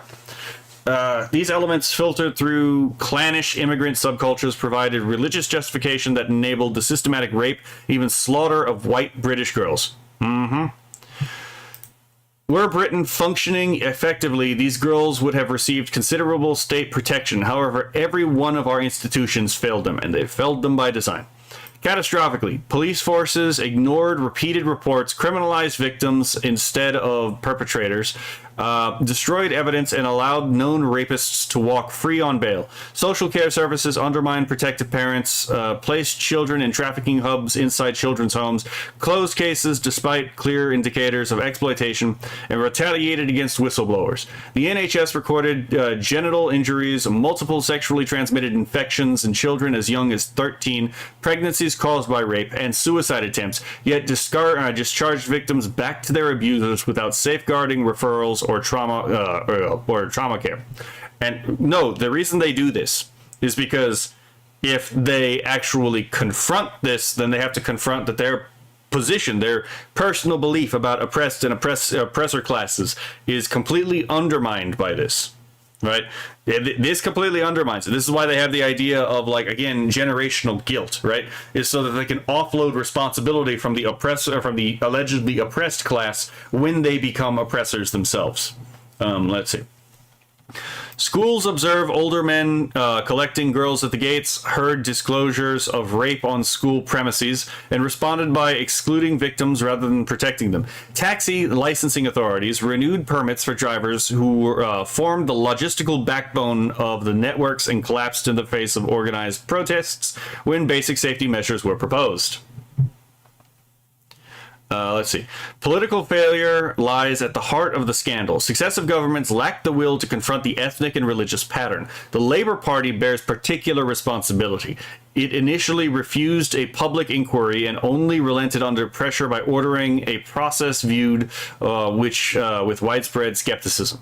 Labour-dominated councils and MPs were briefed on the gangs long ago, yet later denied knowledge. The party prioritized electoral reliance on Muslim voting blocks, then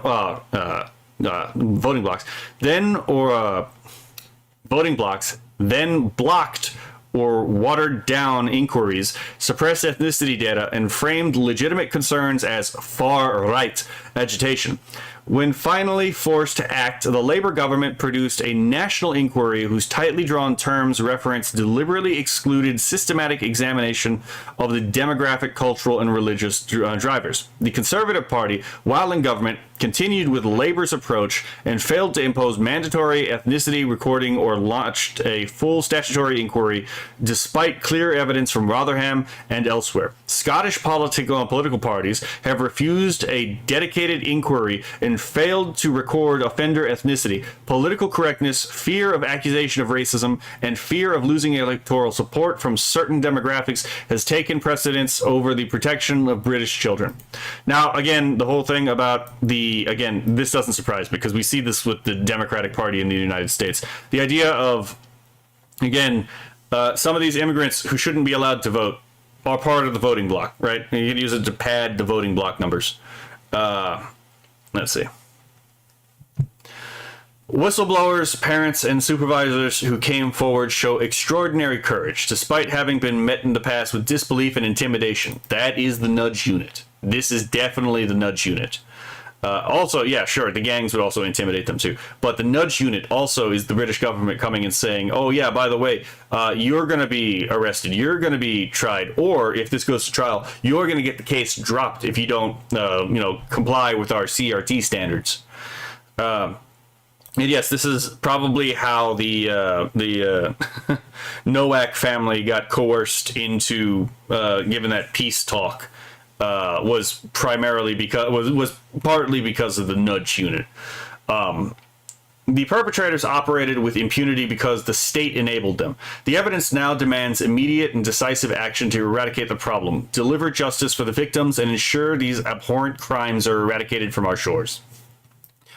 We now have a clearer sense of the problem. There are a number of measures necessary to resolve them, up to and including considerable changes to our criminal justice system. The passage of legislation aimed at targeting specifically gang-based child sexual exploitation, and a great amount of institutional overhaul.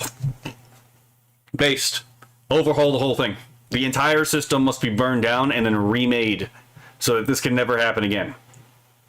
So, our detailed list of recommendations include improved data recording on ethno-religious patterns among offenders, far stronger sentencing, a comprehensive deportation effect, institutional accountability measures, multi-agency coordination, specialist training, enhanced safeguarding through greater family involvement, and closing the various gaps in British law through which so many victims fell.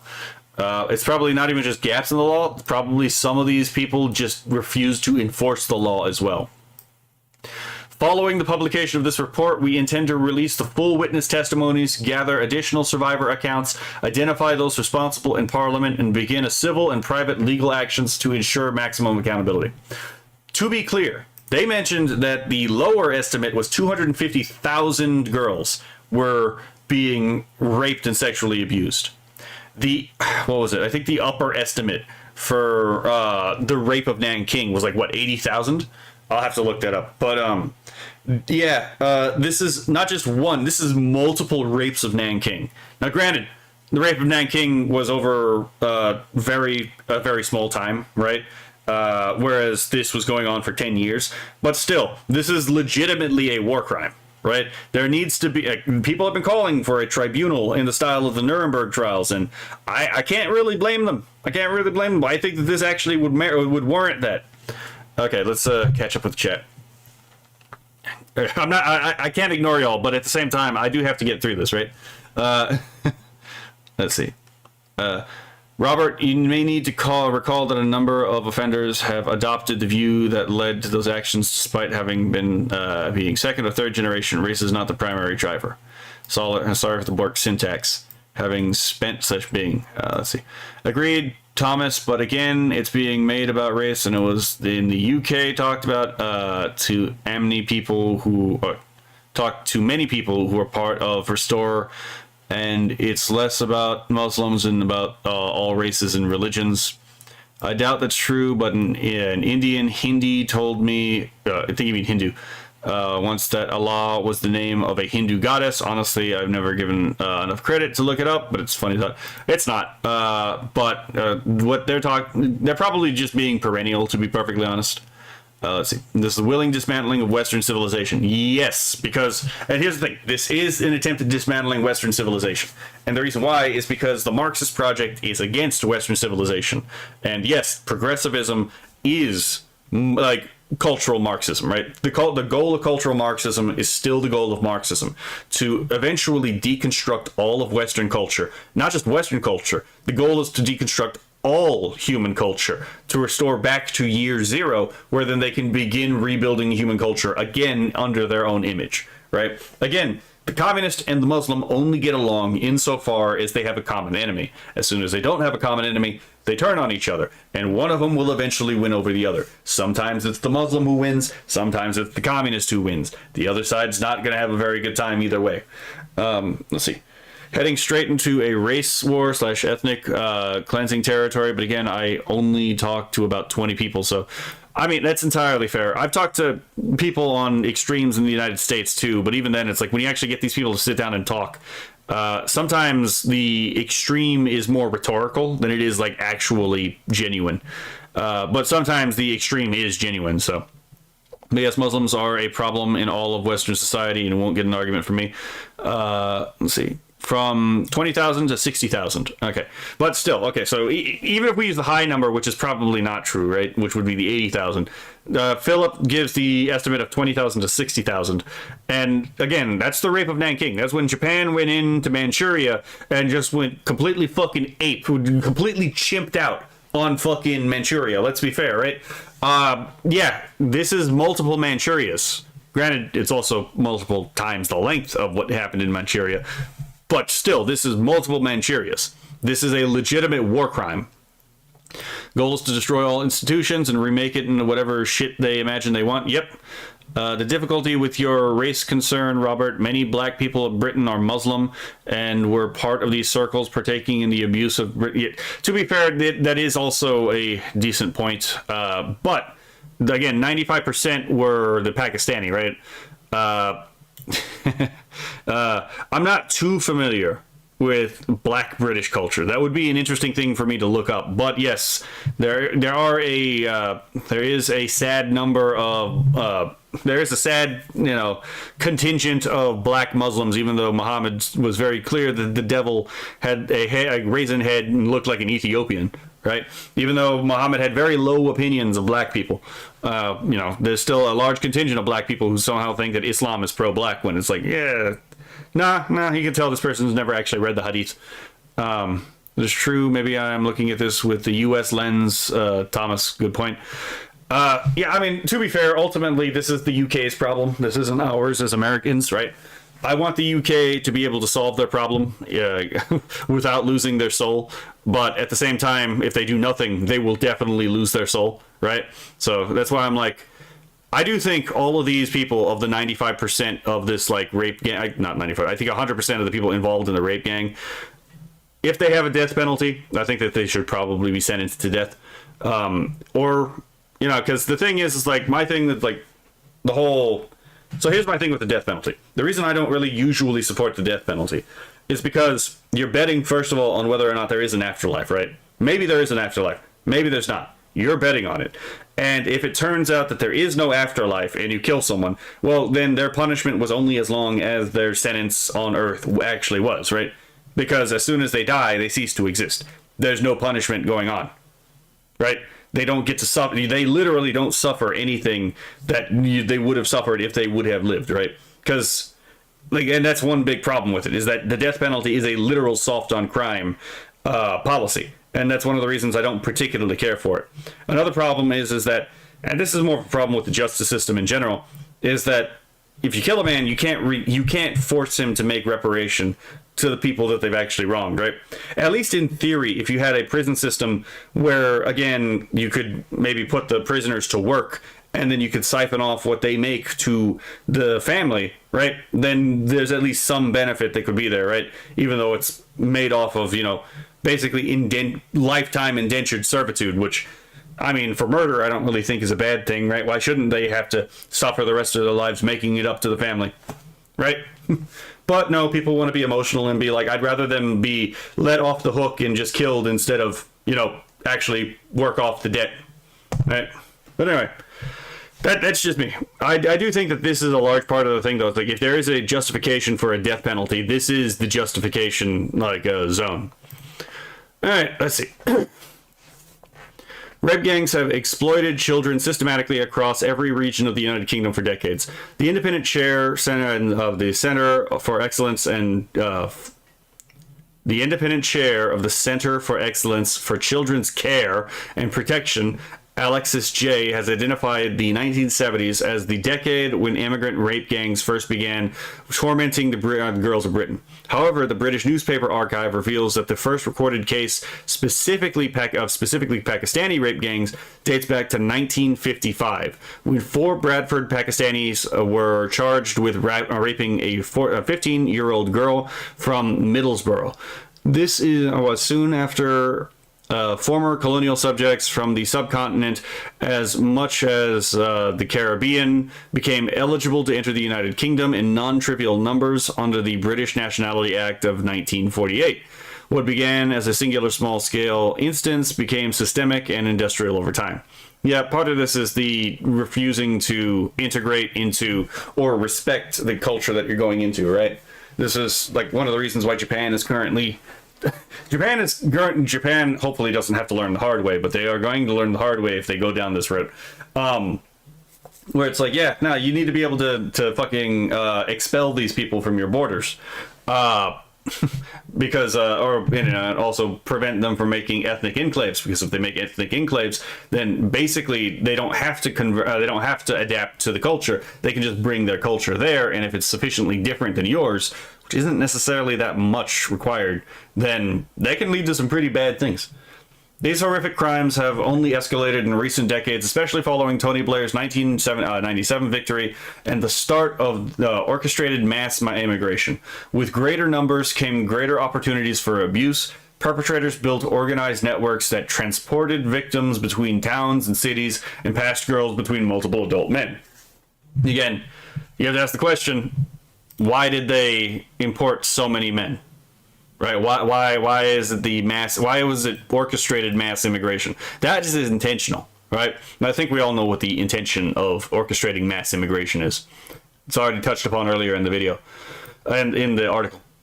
In each of these areas, the same tactics were used. Girls as young as 11 were targeted with gifts, alcohol, and drugs, collected in taxis from school gates, care homes, streets, and taken to houses, flats, restaurants, and hotels, and then raped repeatedly by groups of men, passed between perpetrators trafficked across county lines, my bad.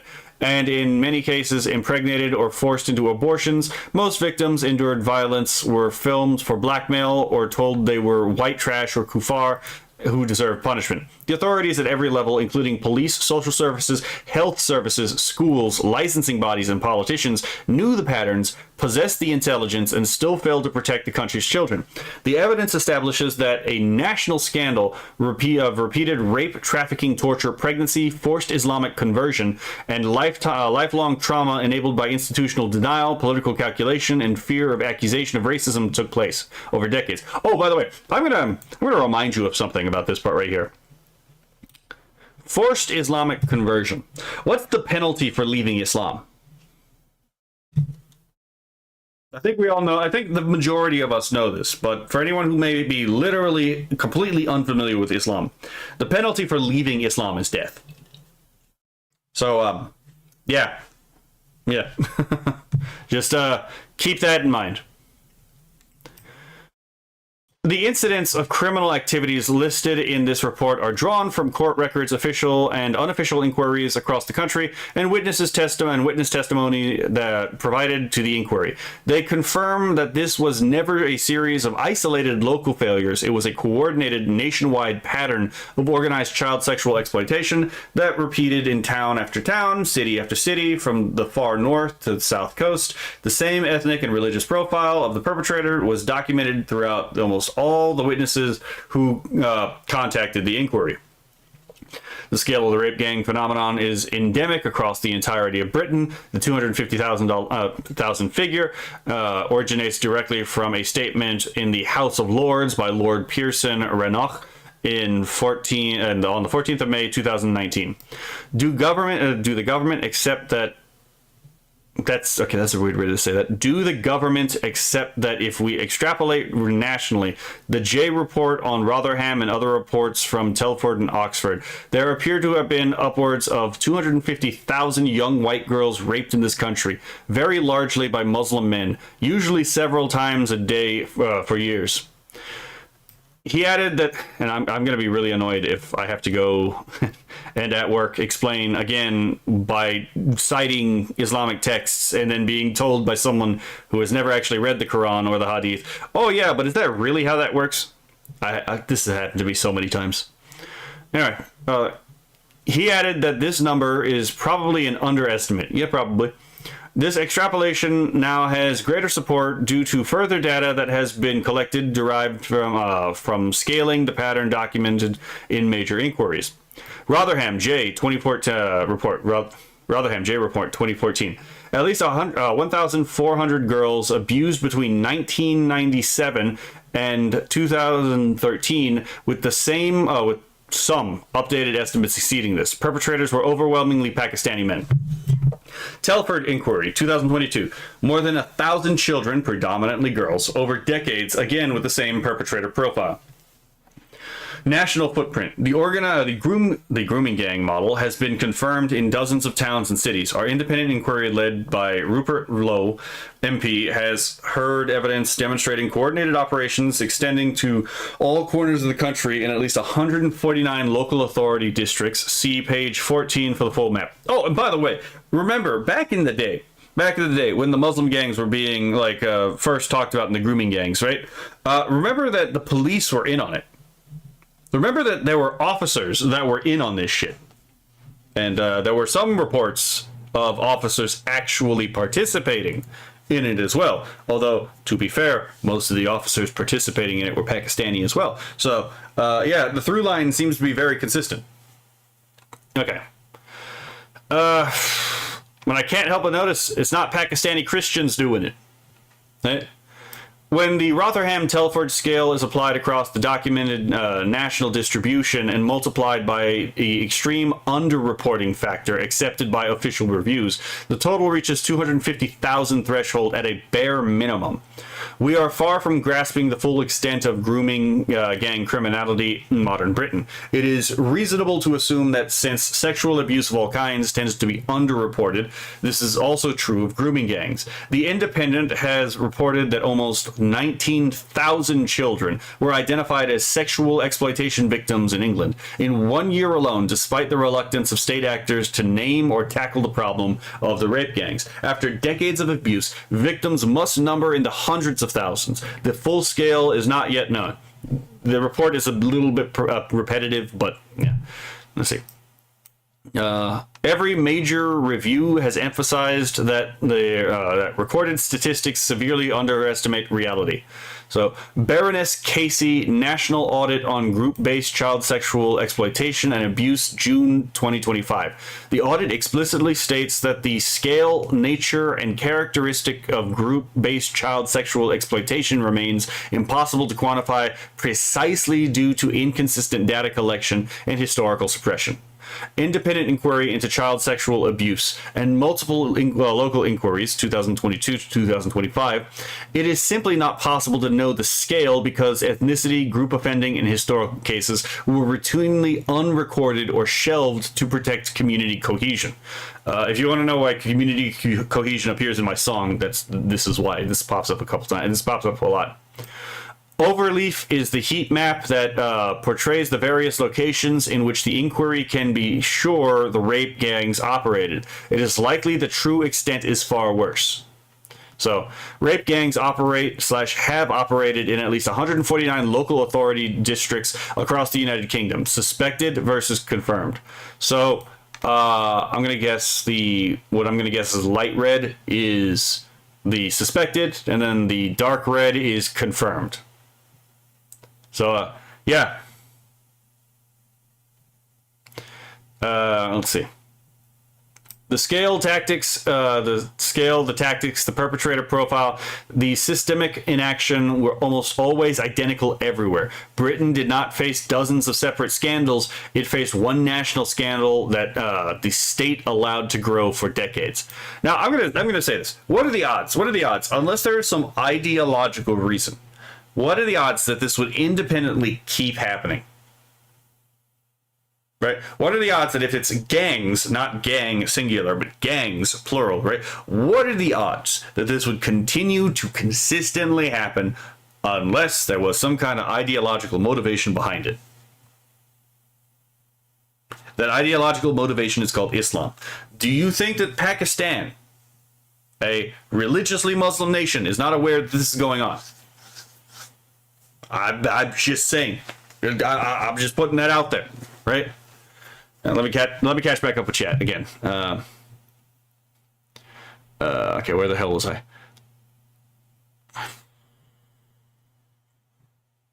Okay, so Thomas says the difficulty with your race concern, Robert. Many black people. Oh, we already read this part. Okay, so Robert says rock and Allah place. Right. Philip says make them break big rocks into smaller rocks. That again, that's my thing. Make them have to work, and then make sure that the money that they would be getting goes to the family, right? Let's see. Thomas says BAME is the British acronym, I believe, and there is a cultural problem of uncritical support of BAME and BAME no matter the offense. Fair. Let's see. Making the reality of race problems more than nil, unfortunately. Enclaves is, Philip says, Enclaves is what has been happening everywhere in the West. Yep. Kionala says Britain needs the Punisher. I mean, he would probably get some stuff done, right? Thomas says, that's me leaving. I'm too angry hearing 11-year-old girls pass from man to man many times a day for years. Yep. I mean, that's understandable. I totally get it. Philip says, some of the culprits named the acts as spoils of war. Yep. And it turns out there's a reason why, right? Maybe if people actually read the Quran and the Hadith, they would understand this. Right? It's almost as if like all of this information that could have like told us all of this was happening was already there for everyone who wanted to download any of these things and read them themselves, right? This is the thing that actually really pisses me off about this whole thing, right? Is none of this so far is at all surprising to me, right? And I suspect I've heard one of the cases, right, which didn't surprise me either, because it's like, yeah, of course they think you're the worst of creatures, right? Look at what they says to do to, like, again, the Christian, right? Cut their hands off on hands and feet off on opposite ends, crucify them, right? They are the enemies, right? Like, oh my god. So it's like, yeah.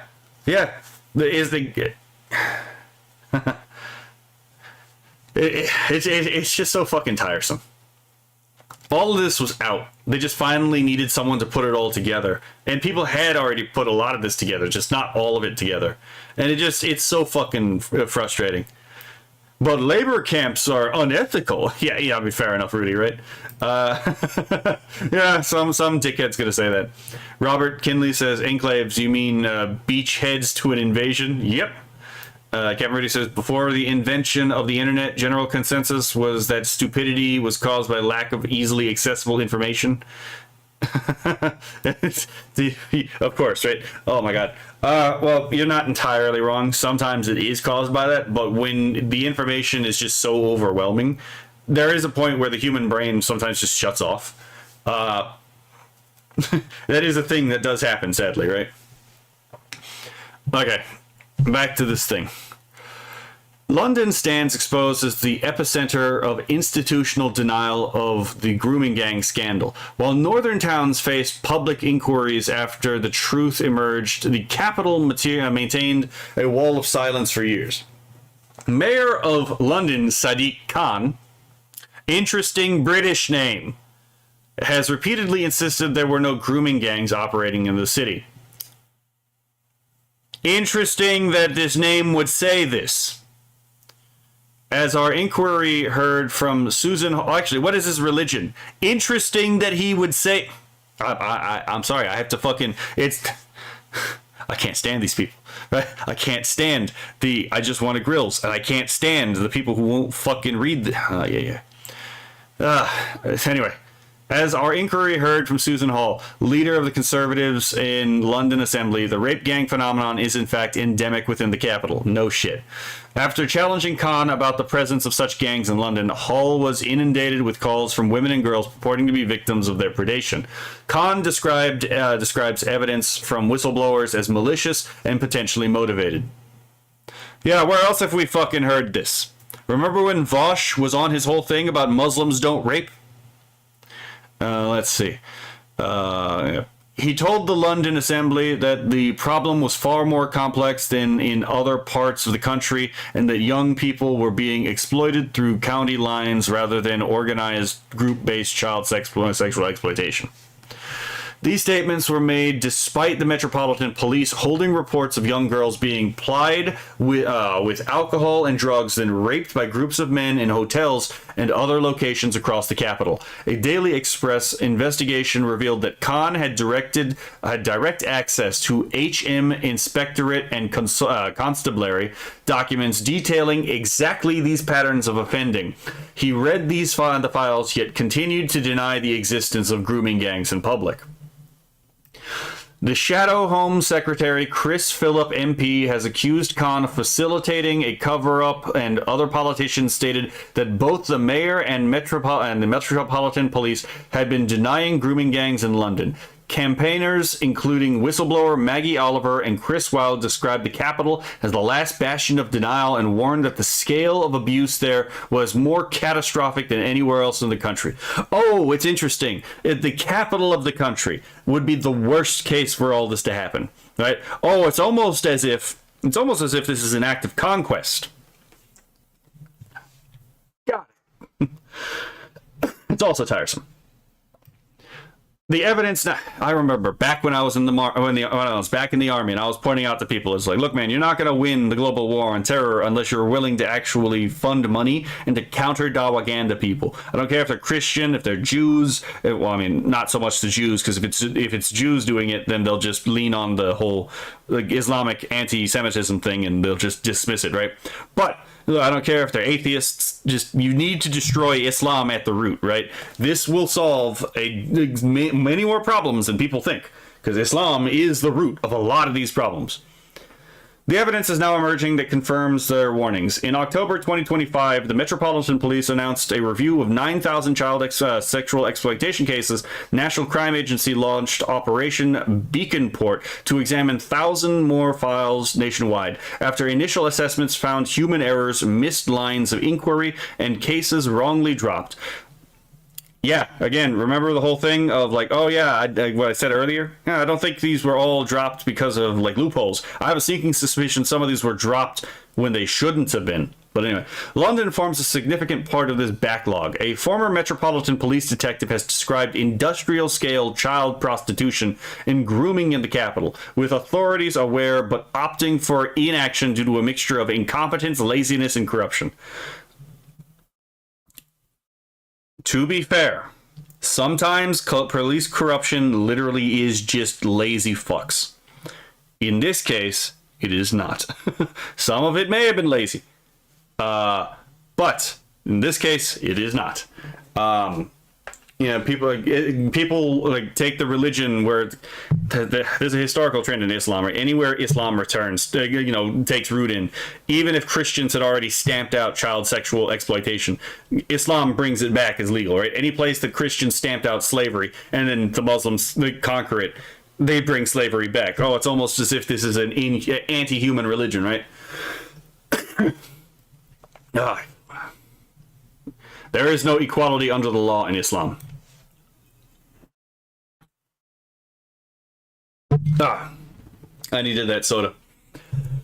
London has the largest Muslim population in Britain. Khan relies on significant electoral support from those communities, as well as having an ethno-religious motive to protect the public reputation of Pakistani Muslims. In particular, you don't say. Widespread acknowledgement of organized networks of predominantly Pakistani Muslim men targeting vulnerable white girls would have shattered the narrative of community cohesion that successive London administrations, none more than Khan's, have promoted. Oh yeah, I wonder why he's promoting that, right? As for others in authority, fear of being labeled racist paralyzed the Metropolitan Police and City Hall in the same way it did in Rotherham, in Rochdale before them. One anonymous whistleblower told us that boys as well as girls are especially vulnerable targets for criminal gangs, typically Albanian, Somali, or Turkish. I wonder what the main religion for these groups is. Operating in the capital. Yet, the relevant bodies still refuse to collect data on ethnicity. I wonder why. Willfully rendering themselves blind to the very behavioral patterns that are supposed to aid law enforcement in pursuit of justice. Right? Oh, it's almost as if collecting the data would destroy the narrative that they want to tell.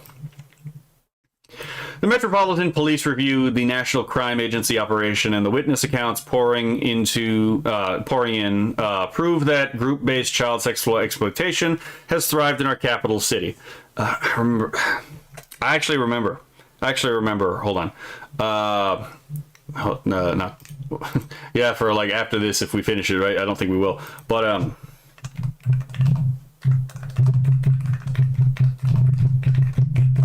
not necessarily Pakistan, but yeah, the Nikah al-Mutta is a practice of temporary marriage, and is it not on here? I'll have to find it later, because it was in the video that got struck down from me on YouTube that actually talked about, again, Ayatollah Khomeini being an absolute fucking pedophile. Oh, I'm looking. I was looking for a video when I was actually reading a PDF. Anyway, but yeah, I had something in there about that where it's like, oh yeah, Britain has known about Nika Mutta in like its borders, which by the way, it's illegal in Britain, but it's still there. And yeah, Shia Muslim imams have admitted to, yeah, no, they're still practicing that there, and that includes Nika Mutta on children. Right? So what a temporary marriage is, it's basically legalized prostitution. You marry this person for maybe like an hour, maybe a day, maybe 2 weeks, and then you get a divorce after the allotted period of time. And so sexual relations during that period of time are still valid because it was still sex within marriage, right? It was still sex within marriage. Even the Islam is kind of it's not a good religion. Anyone who tells you that like Islam is a noble religion has never actually read any of their books. Anyway, the Metropolitan Police review the National Crime Agency's operation, and the witness accounts pouring in prove that group-based child sexual exploitation has thrived in our capital city because they did that on purpose to conquer you. Let's see. This inquiry records the failure without reservation. Khan, as the senior leader of the Metropolitan Police, must answer for their role in this scandal until the capital confronts the truth with the same rigor now demanded. Elsewhere, the children of London remain at risk, and the state remains complicit. Yep. Again, your own people sold you out. Okay. Oh wait, we're getting to the victim testimonies now. Sorry about the content right now, right? Robert Kinley says, it is insane the Muslims' call to prayer is had in America, but church bells are not. Yeah. Philip says, I know a lot of people like that. Must be, God damn it, Rudy, must be true. Interesting name. Yep. Upon further review of the problem, it turns out we do not have we do have a problem. Yeah. What did one jihadist say to the other jihadist? You're the bomb? Okay, that's funny. Islam is the root of all evil. There's a deeper root of evil than Islam. But Islam is still an evil religion, in my opinion. Philip says, I see you are fluent in bureaucratic speak. Hopefully not. I did work as a human resource specialist for a time. Robert Kinley says, Saudi Arabia officially abolished slavery in 1926. Just saying. Just because they officially abolished it doesn't mean it's actually not being practiced under the table where everyone knows it. This is a thing that Islamic countries do sometimes. They will officially do something and then still continue to do it, but it'll be on the books so they can say, well, it's illegal here. Let's see. Philip says, under Islam/communism, there's only what favors the party. Yep. Robert Kinley says, not 1862, but 1962, the same time the U.S. was involved in the space race. Let that sink in. Oh, did I say 1862? Fuck! Okay, fair enough. Victim testimony.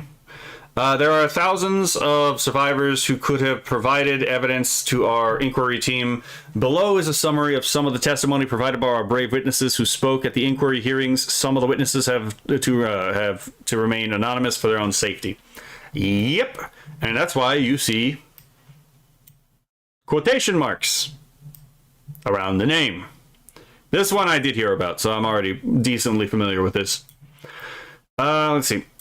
Chloe. Throughout her early childhood, Chloe was popular at school, performed well academically, and enjoyed an active social life. Although her parents separated when she was young, she describes her early upbringing as relatively stable. Following the separation, full custody of Chloe and her older brother was awarded... I think I just had a stroke in the middle of reading this. Although her parents separated when she was young, she describes her early upbringing as relatively stable. Okay, I just missed a period. Following the separation, full custody of Chloe and her older brother was awarded to their father, despite his alcoholism. Her mother, on the other hand, was often absent from her life and became homeless following the separation.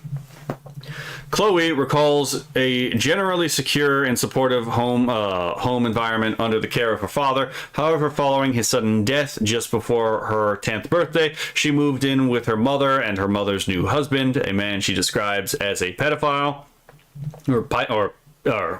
Yeah, they put an A in there in Britain, by whom she was sexually abused. Chloe's mother caught her husband assaulting Chloe on many occasions, but did little to stop it. Here's a pattern that happens often. On one occasion, Chloe's mother caught her husband in the shower with Chloe, and instead of intervening, she closed the door and walked out. This time, Chloe was 10 years old. Yeah, there's it's not that uncommon for, that's not that uncommon when you're talking about, like, when you're talking about, this kind of situation. Fuck. The abuse soon escalated to rape. Chloe's father supplied her with alcohol and cigarettes to keep her quiet, and she began smoking cannabis. Around the same time, Chloe started truanting and spending time in the local town center with her friends unsupervised. She describes groups of Muslim men, primarily Pakistanis, aged 20 to over 50, showing them attention, including wolf whistling and buying them alcohol. Many were taxi drivers who would take girls into their cars, drive them around the town. At this stage, there was no sexual abuse, and although the men's behavior was clearly inappropriate, Chloe and her friend, then in their final year of primary school, enjoyed being treated like adults. You got that. Yeah, again, grooming, right? Let's see. The grooming soon intensified. The provision of alcohol and takeaways was accompanied by emotional manipulation, with the men, many of whom were related to one another, presenting themselves as sympathetic friends to Chloe. Chloe describes this process as them mapping out, are you vulnerable person? Physical contact, including kisses and massages, became increasingly common. Meanwhile, the abuse by her stepfather at home worsened, and her mother was all but absent as a guardian. Yeah, she sold out her child for her for her love interest. Very many cases like this. Let's see. At this time, Chloe had an aunt and uncle who lived nearby, and she often sought refuge with them. She had spent holidays with them during her earlier childhood and felt that she could trust them. On one occasion, she had visited them while truanting before returning home and spending the day there while her mother and stepfather were at work. To Chloe's surprise, her uncle arrived at her house unannounced, and an hour later, she invited him back inside. After a brief conversation, Chloe's uncle sexually assaulted her. Chloe resisted, and he relented and left. Oh, by the way, so to point this out, there's probably a reason. Not that there's not plenty of mothers who sell out their kids for sexually abusive partners. Happens more often than people like to think. But there's a thing here. Even if Chloe's mom actually wanted to do something, it's entirely possible that Chloe's mom was physically in danger, because it turns out the perfect pattern of conduct, right, decreed that if your wife is being if your wife disobeys you, you beat her, right? It's like literally have you ever just thought about sitting down with your wife and hitting her? Is actually the Islamic way of dealing with a disobedient wife. Just beat the shit out of her. And I know this because in the hadith, Sahih hadith, by the way, so this is in Bukhari and Muslim, there's an account of Aisha, who makes the comment after seeing a Muslim woman who had been beaten so badly that her skin turned green, by the way, making the observation that she had never seen women as abused as under Islam. Right? Because that's how far the beatings were allowed to be taken. So, yes, it is entirely possible that, one, this lady was almost certainly not a Muslim. Two, even if she was a Muslim, she'd probably get beaten for disobeying. And three, there's actually the thing that I didn't get to tell you yet, which is there's no adoption in Islam. There's no adoption in Islam. Turns out, Muhammad, this is fucking wild. Muhammad had to satisfy a sexual desire of his when his I think it was his adoptive son decided that when his adoptive son married a woman he thought was sexually appealing, right? Muhammad suddenly got a revelation that because he wanted that revelation, let's be fair, but he got a revelation that there is no such thing as adoption. It actually, if you take care of another child, if you take care of a child, you're not actually their dad. They're not actually your family. So adoption does not exist in Islam. And all because Muhammad wanted to bang Oh my god. All because he wanted to smash. He destroyed the institution of adoption. So I was like, yeah, if he marries this lady and she already has a kid, well, that's not his kid. That's not his kid. Disgusting behavior. Absolutely vile. Let's see. And again, as we mentioned, take them who your right hand's possessed kind of deal, right? Spoils of war type stuff. Concubines. Let's see. All but absent guardian. Here we go. I think this is... Okay, yeah. Wait, where the fuck did I leave off? Okay, I read that part. Okay, so I did read this part, so I'm here. She told her mother about the assault, and her mother reported it to the police. The police accused Chloe of lying, and no further action was taken.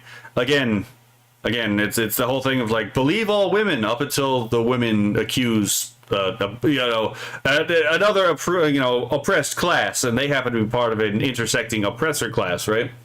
Let's see. Until this incident, she had regarded her uncle as one of the best people in her life. Afterwards, there were no adults left that Chloe could confide in or seek support from.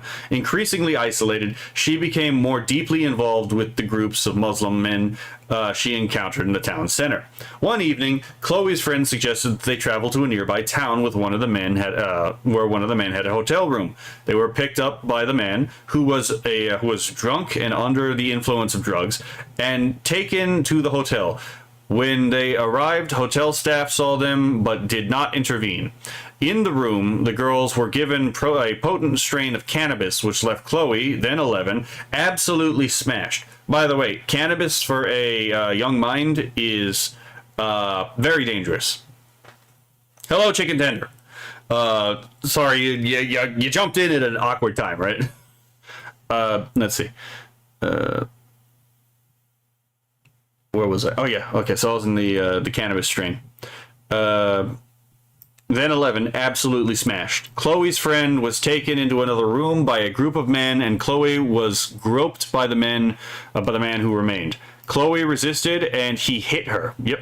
The man did not attempt to sexually assault her again, and instead threw the girls, both of whom were still intoxicated, out of the hotel and refused to drive them back to their home.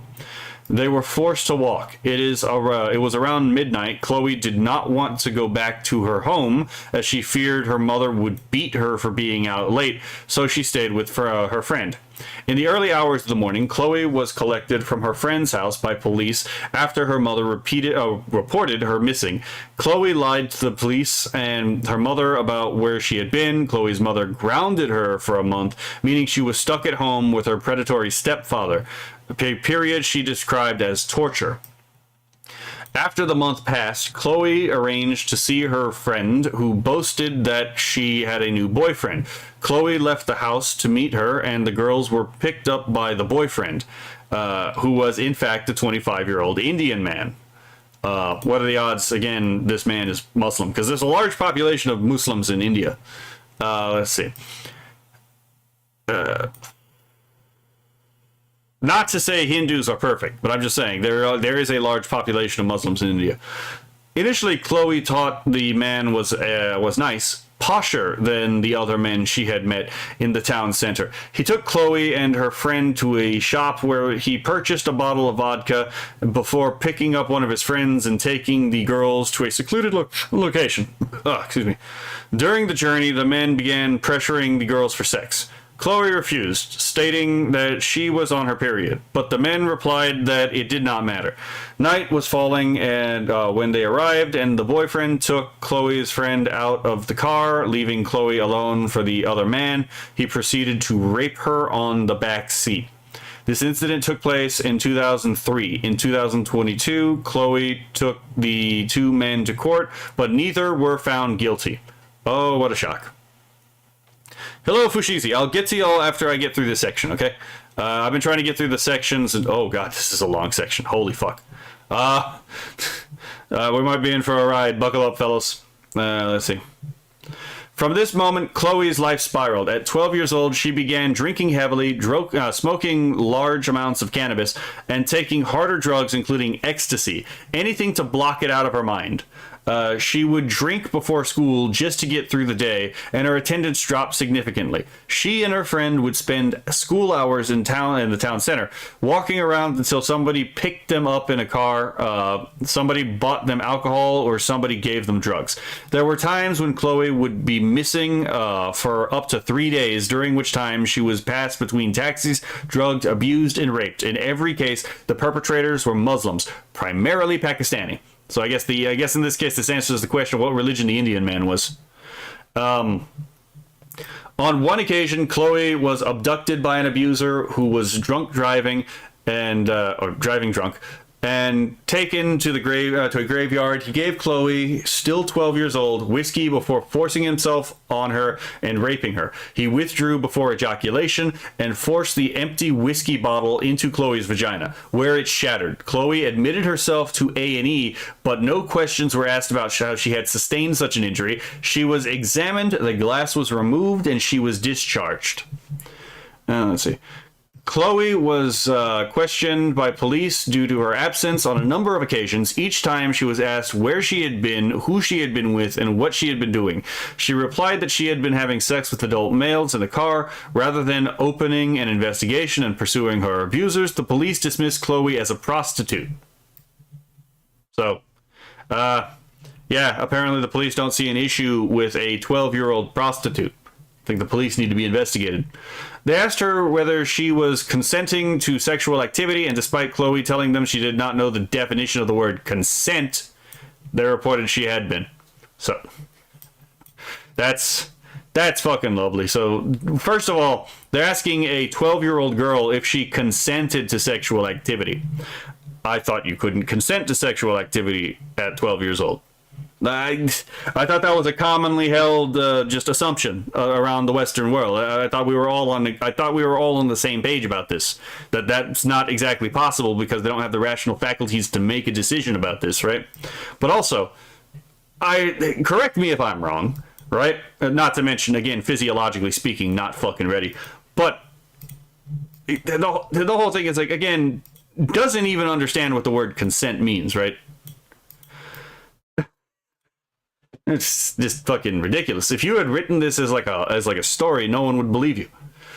The police found Chloe as well as other missing children in cars with the gang members on multiple occasions, but let the gang members go without so much as questioning them. On one occasion, Chloe was in the town center and was identified as a missing child by a police officer who had questioned where she had been. Chloe told this police officer about the full extent of the abuse, and the response of the police officer was that nothing could be done, and Chloe was let go. In response to her truancy and her deteriorating behavior, the school regularly placed Chloe in isolation and compelled her to attend additional after-school classes every day. This did little to improve her emotional state, and she continued to spend time with her friend and her friend's boyfriend. And this went on for a number of years. The boyfriend would supply the girls with alcohol, drugs, and as well as introducing them to his friends, who were exclusively South Asian men. Let's see. On the other hand, he took the girls to his place of work, a textile factory, where he raped Chloe. So this fucker even took her to where he works and then raped her at his place of work. Following this incident, Chloe stopped spending time with the friend who up until this point had accompanied her throughout her exploitation. By this time, Chloe had become so accustomed to her lifestyle, by the way, the quotation marks again, if you wonder why that word is used in the song I wrote, again, it's right here, of spending time with the Muslim gangs, that she continued to do so without her friend. On one occasion, following another late return home, her mother grounded her for 2 months, fearing further abuse from her stepfather, because remember, she talked about how being grounded for 1 month with her stepfather raping her was hell, so understandably 2 months is probably worse. I don't know, the math just maths that way. Fearing further abuse from her stepfather, Chloe walked to a nearby social service office while her mother was at work and reported him. Chloe was interviewed by the social workers about the abuse, after which her mother, stepfather, and stepfather were arrested and questioned. Both denied, and the abuse was taking place, and were released without charge. So, yeah, just again, it's the whole thing I said beforehand. It's like, this was done to you, right? This is something that they it's the thing that Lysander Spooner said about the Constitution, right? It's like, either the Constitution permits this or it was powerless to stop it. Either way, it is not fit to exist. I think the British government might actually be at this particular point in time, right? You were at a point where where again, the crown and all of its levers of power have either permitted this or were incapable of stopping it, in which case, is it fit to exist? Right? I have to listen to monarchists tell me how much of a better system monarchy is to republicanism, and I'm not a big fan of either of them. But, you know, look at this, I'm like, yeah, with kings like this, who needs fucking republic? With kings like this, you might as well be living under anarchy, eh? God almighty. Anyway. Chloe made further appeals to social services and was eventually removed from the house and placed in foster care. She lived with a couple who cared for several other foster children, and though she found them snobby and judgmental, found some semblance of stability with them. But it did not last long. She was still living in the same town, so when she went into the town center, as she often did, both alone and with the foster carers, the Muslim gangs would recognize and target her. She remained at the same school, and because she now lived further away, the foster carers paid for taxis to take her there. She would ask the taxi drivers to drop her near the school, and rather than attending, would walk to one of the neighborhoods where Muslim gangs spend their time. The gangs would take her into the taxis, ply her with drugs and alcohol, and sexually abuse her. See, around the age of 13, Chloe disclosed to social services that she was being sexually abused by gangs of Muslim men. In response, social services did not intervene. Interesting, right? Again, it's almost as they said, every fucking lever of like defense was just down. But rather talked to Chloe about contraception and sexual health. One social worker started by regularly taking Chloe to a sexual health clinic. This social worker is directly facilitating the sexual abuse of this child. First of all of these social workers are directly facilitating the sexual abuse of this child. The police actually are facilitating the sexual abuse of this child. Just everyone is facilitating the sexual abuse of this child for some reason. Let's see, and we know why. We all know why they're doing this. Anyway, where she was diagnosed with chlamydia in her throat and vagina, gonorrhea, genital warts, and pelvic inflammatory disease.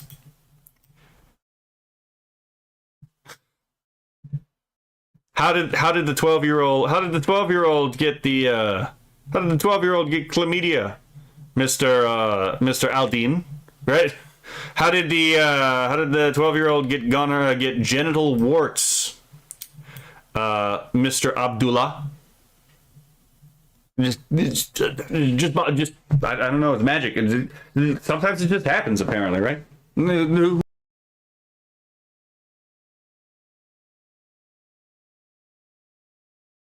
13-year-old girl getting, I don't know, genital warts. It's a mystery to me. It's beyond me, right? It seems causally ineffective, right? Ineffectual, right? Yeah, fucking monstrous people. Anyway, neither the social workers nor the clinic staff questioned or reported this. You don't fucking say.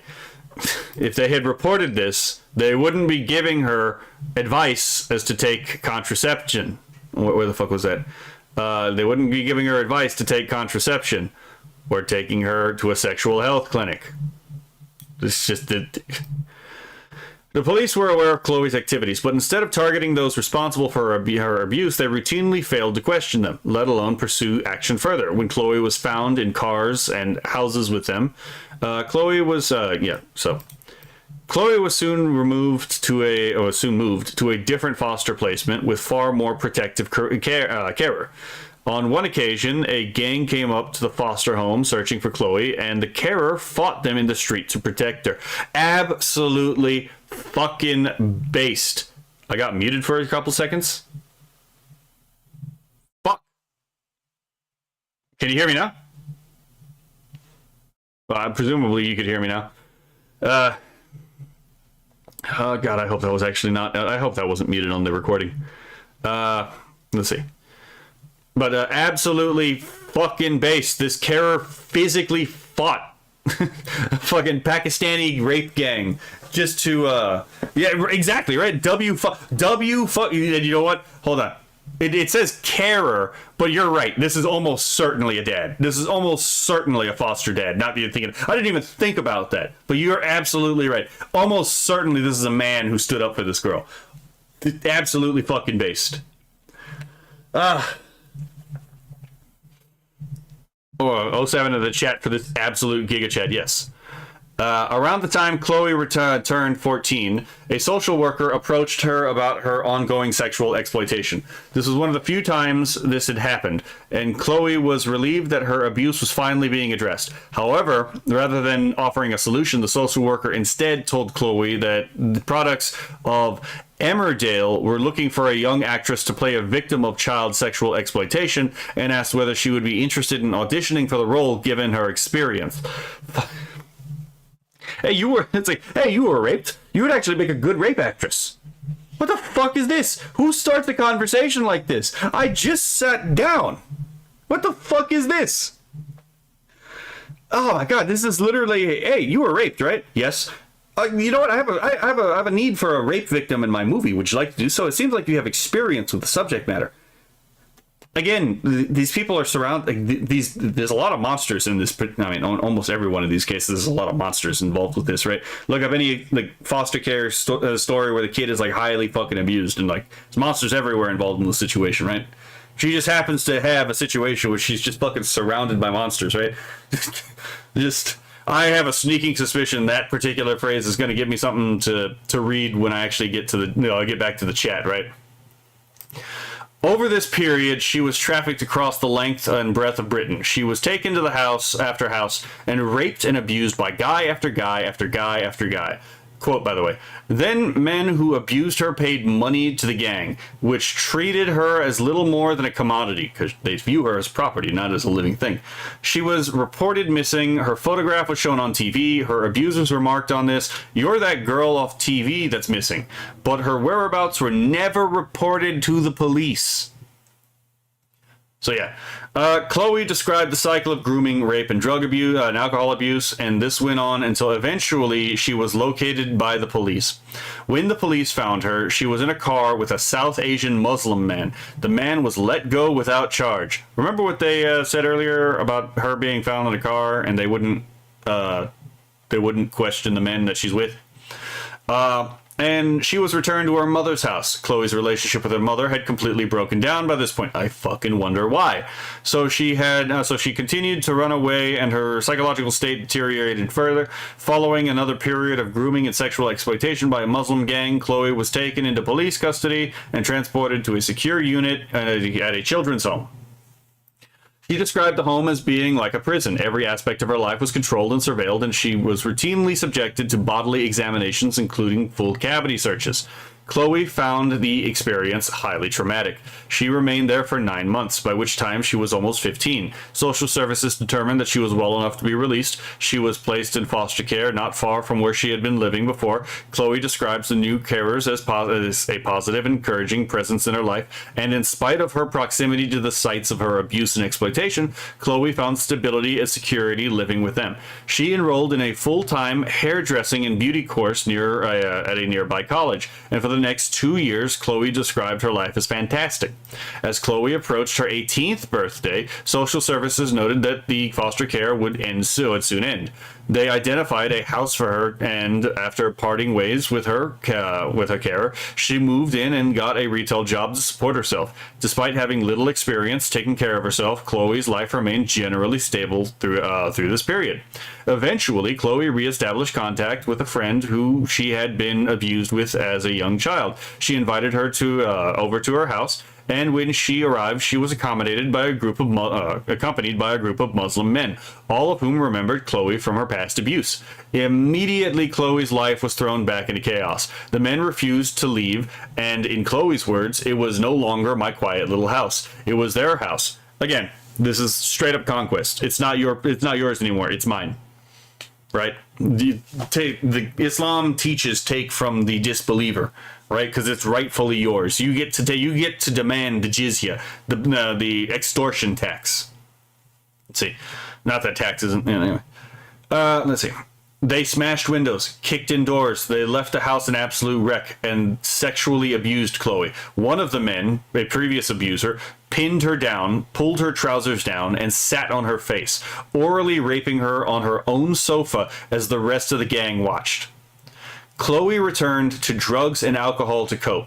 Though she was still working in retail, her ability to work was rapidly declining. During one shift, one of her colleagues, someone she was friends with, jokingly pinched her bottom.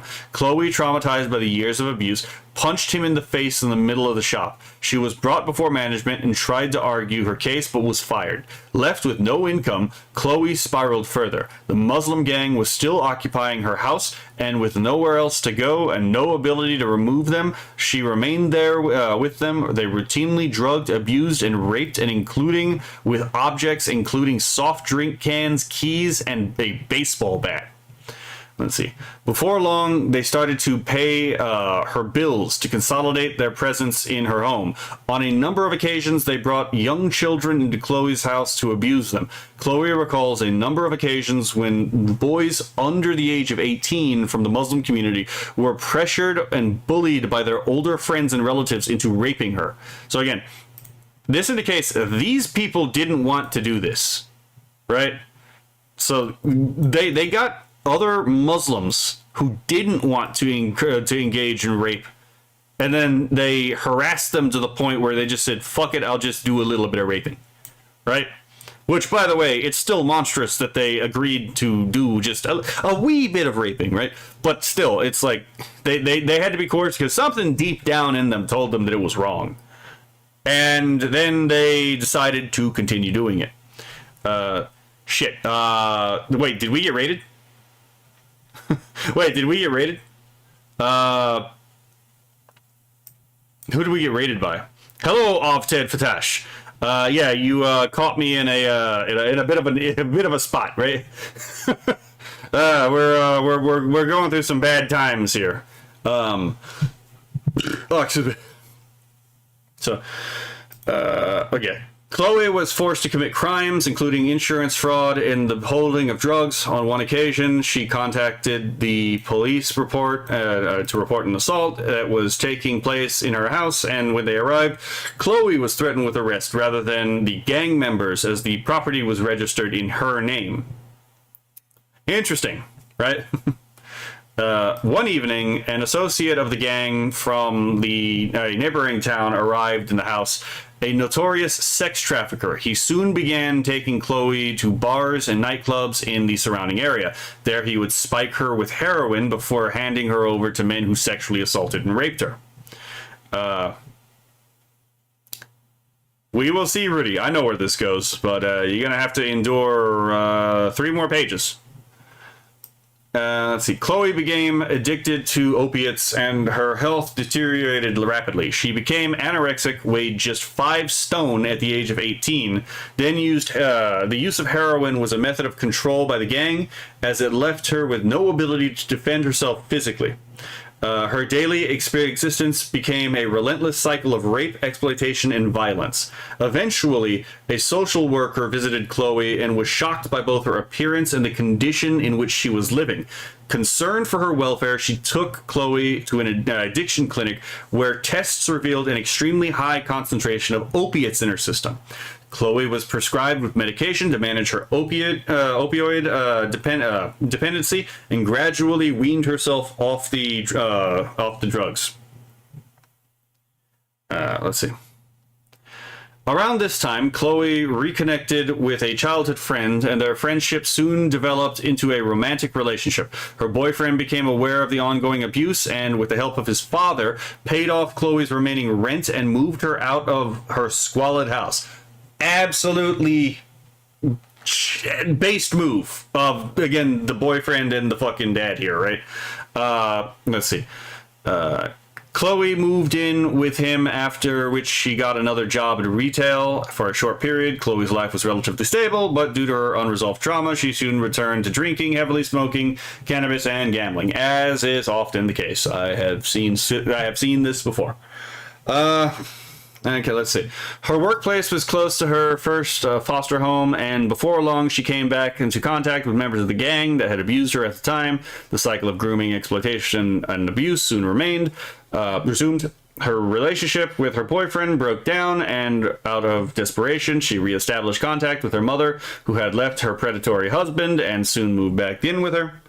Let's see.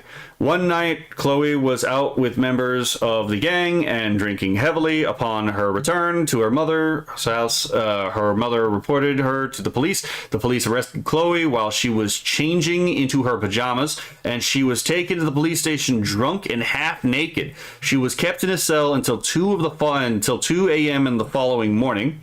I don't know why that's not capitalized. At which point she was released. They did not provide her with any clothes or transportation back to her mother's house. She tried to contact her ex-boyfriend, but he did not respond. Chloe, then 19, was left stranded. She wandered around the neighborhood for several hours before encountering a gang member who had previously abused her. Cold and desperate, she got into his car and for the following weeks was trafficked across the country. Let's see. Eventually, Chloe identified a new house to move into. Despite their dysfunctional relationship, her mother agreed to sign the rental agreement as Chloe's guarantor.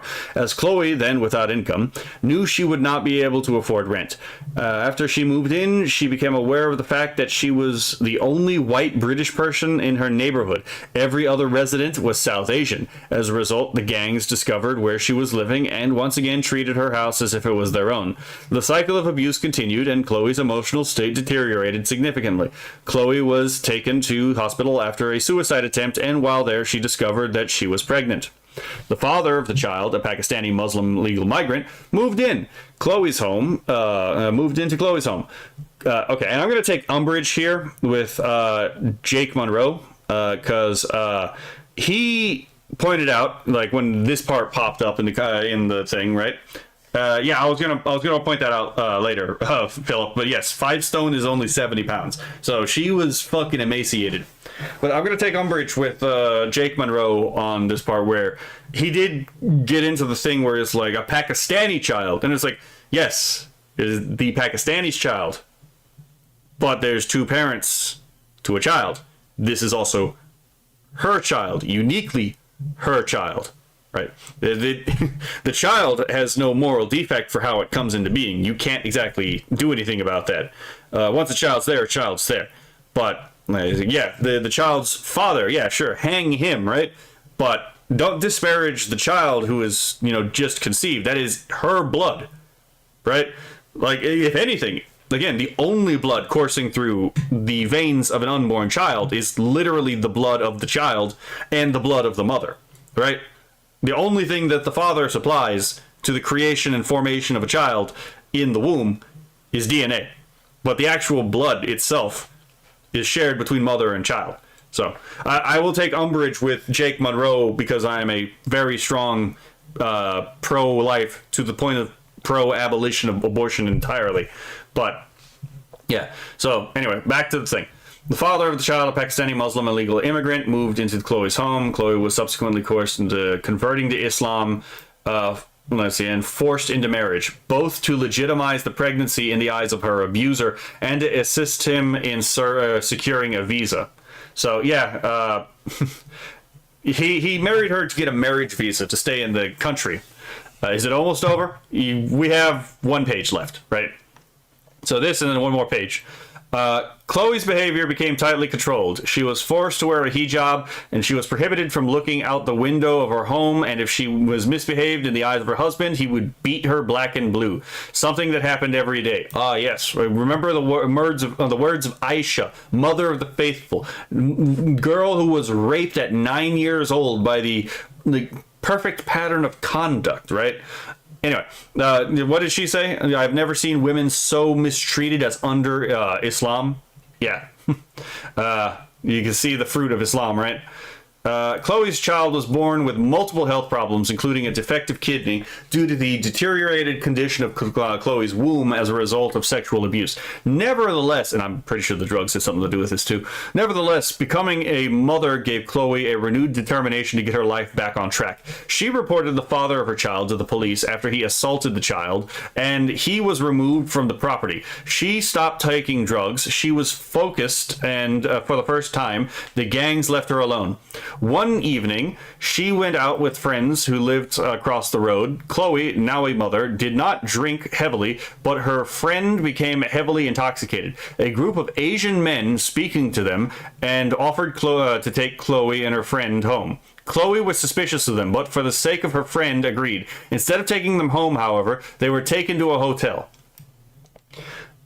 You would think that someone, after going through all this, would become a little bit racist, and that racism would probably actually unironically save them from some of these situations. Let's see. Chloe, who was not drunk, protested and encouraged her friend, who was paralytic, to leave her.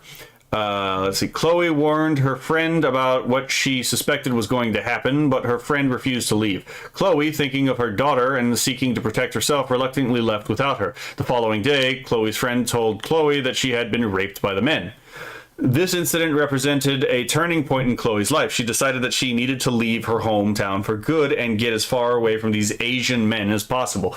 By chance, she reconnected on Facebook with the man she had known in her childhood, an old colleague of her mother, who she described as one of the only adult men in her life who never harmed me or treated me badly. She told him about everything she had been through and her desire to leave.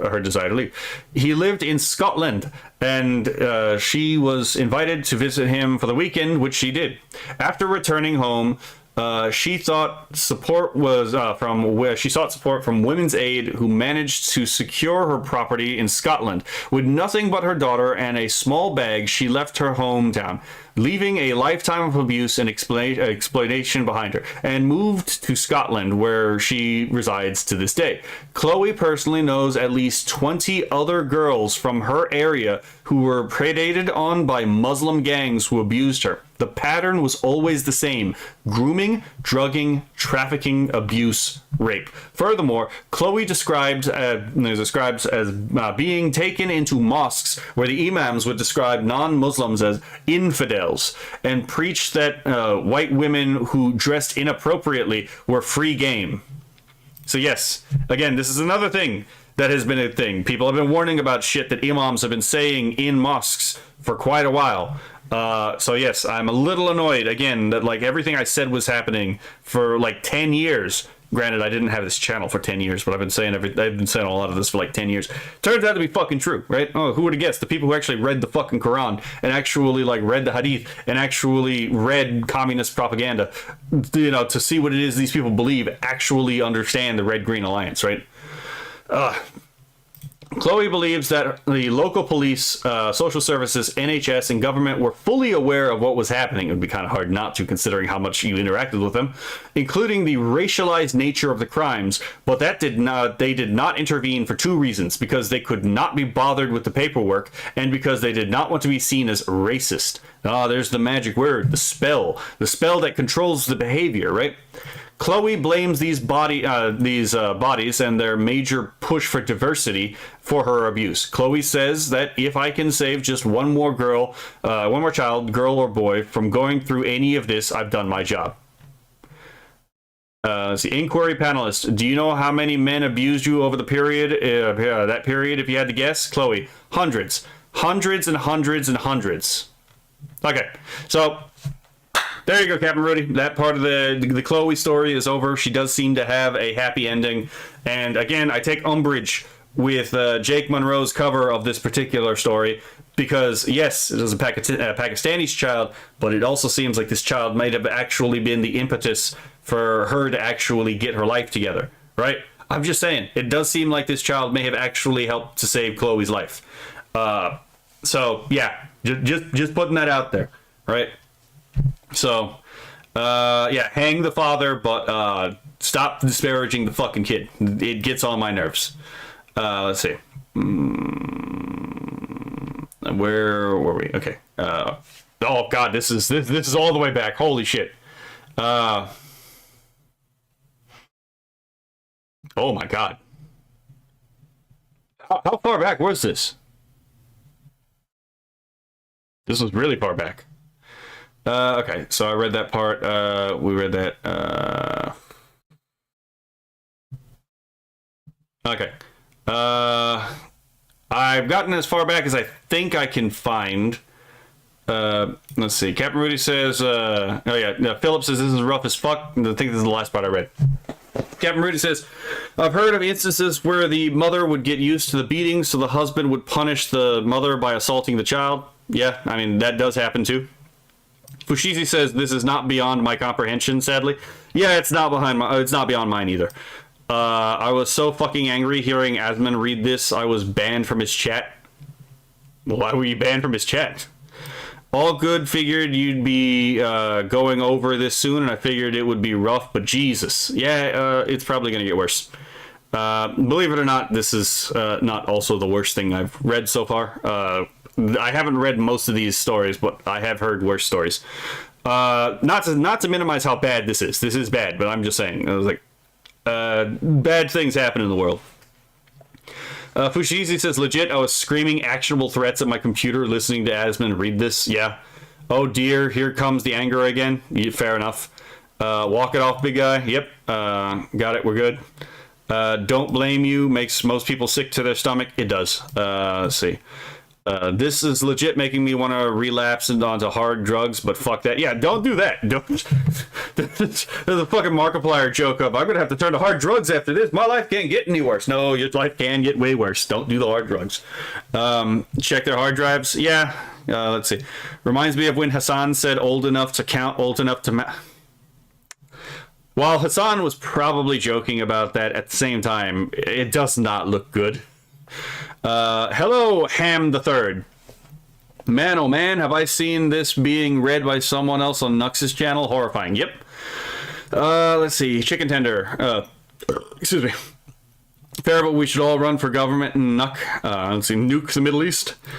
We don't have to nuke the Middle East. Islam is a self-correcting problem.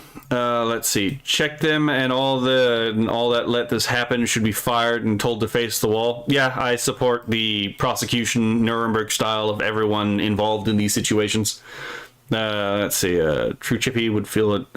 God damn it. All criminals. Yep. You muted for a few seconds. W Foster Dad 07 in the chat for absolute giga chat. I remember reading this part, right? Yes. Sounded fine here. I beg your finest fucking pardon. Yeah, I'm pretty sure I know exactly what sentence that was at.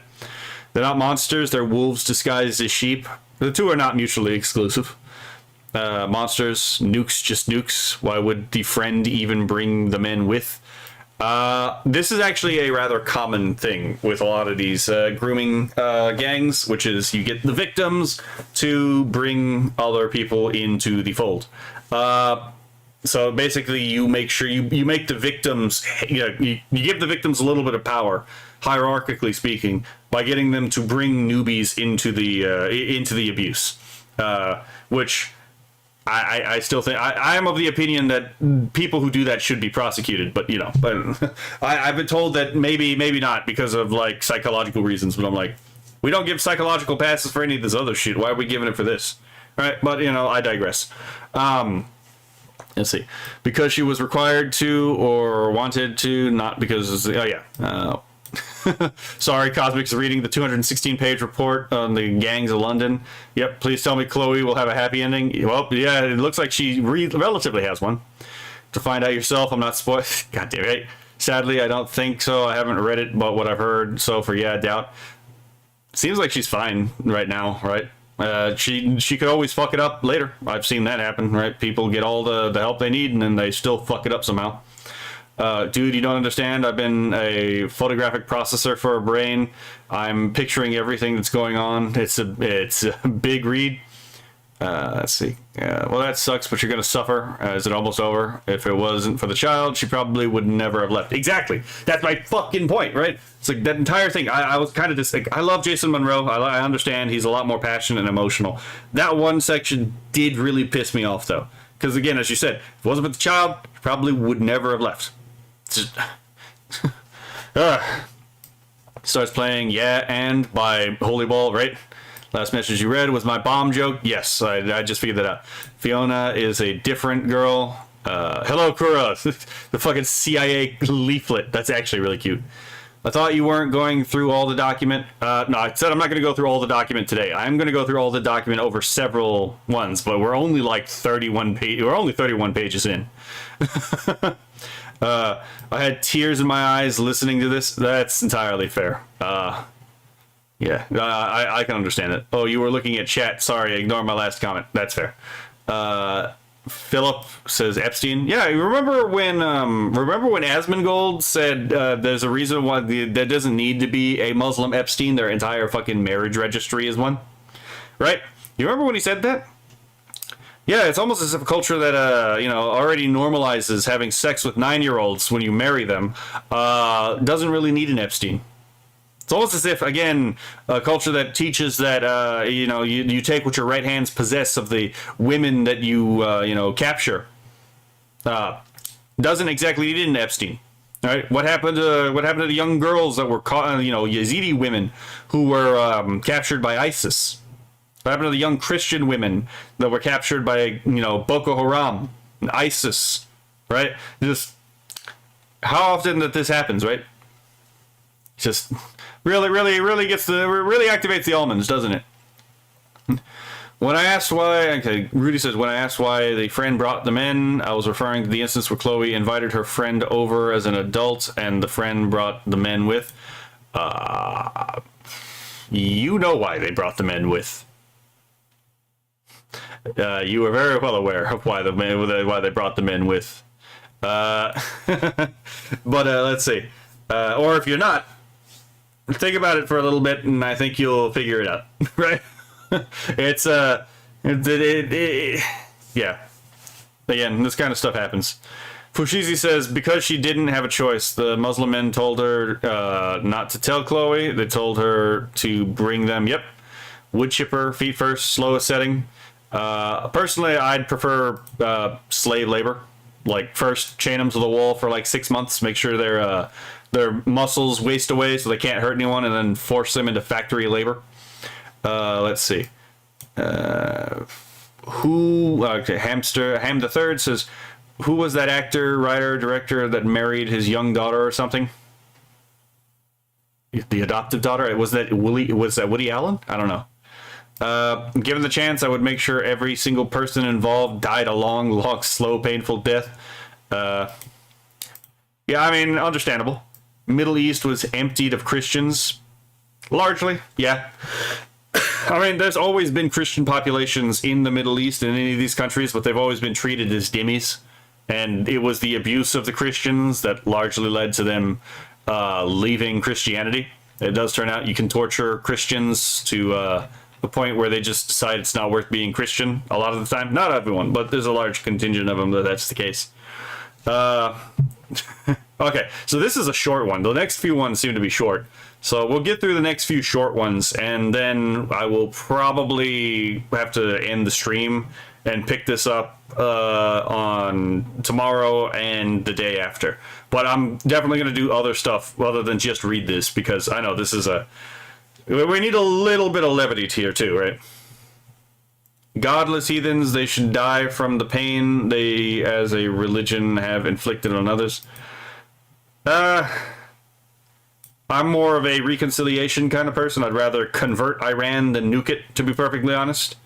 Let's see, fair, make them turn big rocks into small rocks, and then wood chipper feet first to the slowest setting once they're too weak to hold the hammer. Again, my issue with the death penalty is the longer that they live, the longer they have to suffer. The problem that we have with the death penalty is you're betting on an eternal punishment, and the issue is you don't have any control over that. Right? There is absolutely nothing potentially stopping some of these people from converting to Christianity and, and then going to heaven after all this. There is nothing stopping that from happening. So you're betting on an eternal punishment when, one, there is no guarantee of an eternal punishment, and two, even if there is an eternal punishment, you don't actually have any authority to decide whether or not they go to the eternal punishment or not. So I hate to tell people this, but it's like, yeah, the death penalty is the soft on crime option. Let's see. She was young, if I remember, scandal back then, mid-teens, almost sweet 16, white pill at some point, right? They don't suffer enough. I would modify their nerves to always fire pain signals, then slaved, then stoned. Right, so... let's move on to the thing. Okay, so this is Fiona. Fiona grew up in a highly abusive household marked by domestic violence, severe emotional abuse, and reported suicide attempts by her mother, which Fiona witnessed. Despite exceptional academic ability, she developed serious mental health difficulties, self-harm behaviors, and suicidal ideation from a young age. After escalating abuse and failed disclosures, Fiona entered care at the age of 13. She was placed in a children's home that had already been identified as a high risk for sexual exploitation in a TV documentary prior to her arrival. Inadequate supervision meant she went missing repeatedly. At 13, she was groomed by an adult Pakistani man who she estimated were aged between 24 and 45. A bit of an age range. The grooming began with affection and alcohol, quickly progressing to rape, drug dependency, threats, and trafficking. I say the bit of an age range again because it's like, it's especially when you're younger, it's harder to gauge the age of someone older than you versus when as time goes on and you get older, and then it's actually easier to gauge the general age of someone younger than you, especially if you have kids. Right? Let's see. Care staff negligence was extreme. Abusers would sit in cars outside waiting for the girls, openly converse with staff, and even phone the home. Wait, did I skip a paragraph? I think I skipped a paragraph. After escalating abuse failed disclosures, Fiona entered care at the age of 13. She was placed in a children's home that had already been identified as high risk for sexual exploitation. Okay, no, I did read this part. My bad. Okay, I did read this part. Fuck, okay. Care staff negligence was extreme. Yeah, that is a thing. Abusers would sit in cars outside waiting for the girls, openly converse with staff, and even phone the home to inquire about them. One care worker told Fiona's mother that her boss had described recording the men's car registration plates as above her pay grade. What a fucking bitch. Anyway, warning that she would lose her job if she did so. Oh, okay, so you're blackmailed. Okay. Fiona believes the staff were aware what was happening, but felt powerless to stop it rather than being actively complicit. Let's see. Nevertheless, the children's home received £5,000 per week to care for her and failed miserably. Fiona suspects the management avoided proper investigation for fear of being labeled racist. It doesn't give me a year that this happened, so I can't calculate how much money this would be in current money. Current dollars. Let's see. Only the police took any formal action, issuing harboring notices to the men, offering warnings stating they had no permission to associate with, contract, or house a vulnerable child. However, no further action followed. When Fiona's mother called the police to report her daughter missing and mentioned a history of abuse by Asian men. The call handler told her, "You can't describe them as Asian men because that's racist. You should just be glad your child is being taught a different culture." Fucking hell, mate. Again. What was that thing you said earlier? I beg your finest fucking pardon, right? Let's see. On one occasion, a police officer returned Fiona to the house where the abuse was occurring and told the men to have fun with her. Okay. That's, I'm gonna have to reread that. On one occasion... Actually, I'm gonna reread this entire thing. Hold on. This is fucking wild. When Fiona's mother called the police to report her daughter missing and mentioned a history of abuse by Asian men, the call handler told her, "You can't describe them as Asian men because that's racist. You should just be glad your daughter is being taught a different culture." Okay. On one occasion, a police officer returned Fiona to the house where the abuse was occurring and told the men to have fun with her.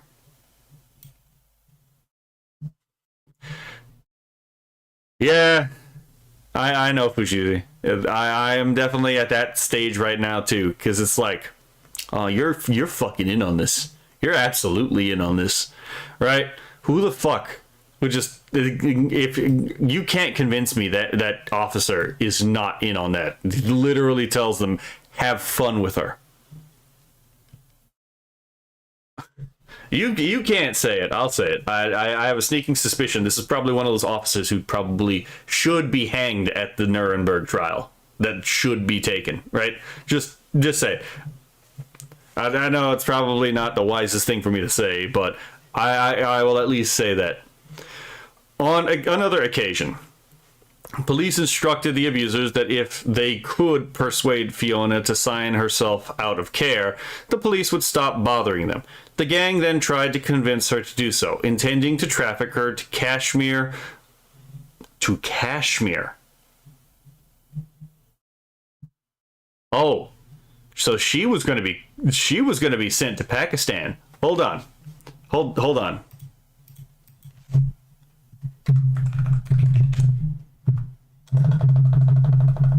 Give me a moment.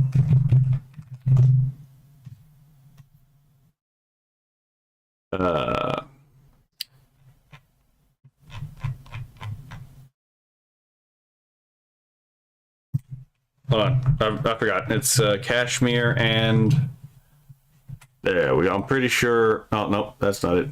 Fuck. It's okay. It's a state in Pakistan. Jammu and Kashmir. That's what the fuck it was. So yeah, Jammu and Kashmir is a.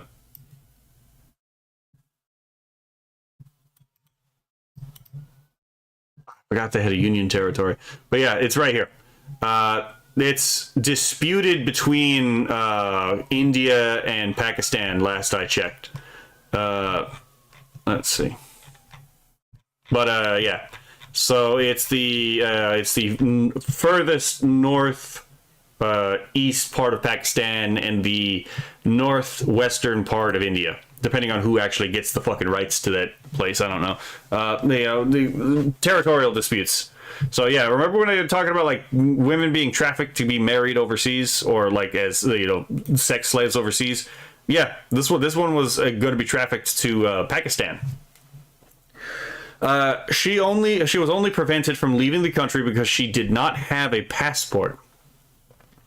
Between 2008 and 2012, Fiona was repeatedly raped by multiple men connected to organized grooming networks. She was often kept in a house known as a party house, where between 10 and 20 men would attend at one time.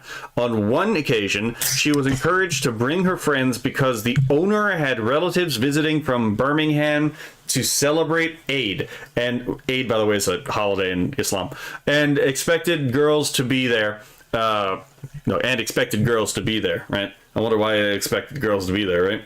Within the house, the girls were routinely referred to as white slags, while the men wanted Pakistani girls kept pure for marriage. Again, this is that whole thing of degrading the white Christian girls. Again, it's entirely they did this for racial and religious purposes. So. The gangs reportedly discussed fears that the English Defense League would arrive, so kept baseball bats for protection. They also allegedly spoke of attending EDL demonstrations with weapons. Let's see. And then they wonder why some of these people may be armed when they do some of these demonstrations, right? It's like, oh yeah, let's go with baseball bats to hurt these people. I was like, well, then they wonder why people in these groups would actually have, weapons to defend themselves. Fiona was not only trafficked and raped across multiple cities in the United Kingdom, but was also forced to traffic drugs. Drugs, intimidation, and violence were used to control her. She was made to clean up the knives from the scene of 2 fatal stabbings. She was present during a shootout. Her abusers bragged to her that they had hidden dead bodies in certain locations.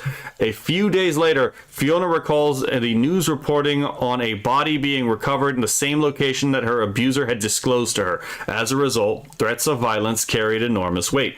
At 14, Fiona was abused by a man known as Rambo. Get that name out of your mouth. Anyway. Oh my god. Now they're coming after our fucking our military for movie names. Anyway. He had entered Britain illegally in the back of a lorry. Previously castrated in Pakistan as punishment for child abuse, he had then fled to the Philippines, where he had allegedly attacked multiple women and children with a large knife. The origin of his nickname Rambo was locked in a room with 2 girls and subjected them to extreme sexual torture. This case illustrated that some instances the sexual abuse of children was driven more by humiliation and control than sexual gratification. Oh, you don't fucking say. It's almost as if people have been saying this for a while now. Yeah. At 15, Fiona became pregnant while in a mixed-sex care home.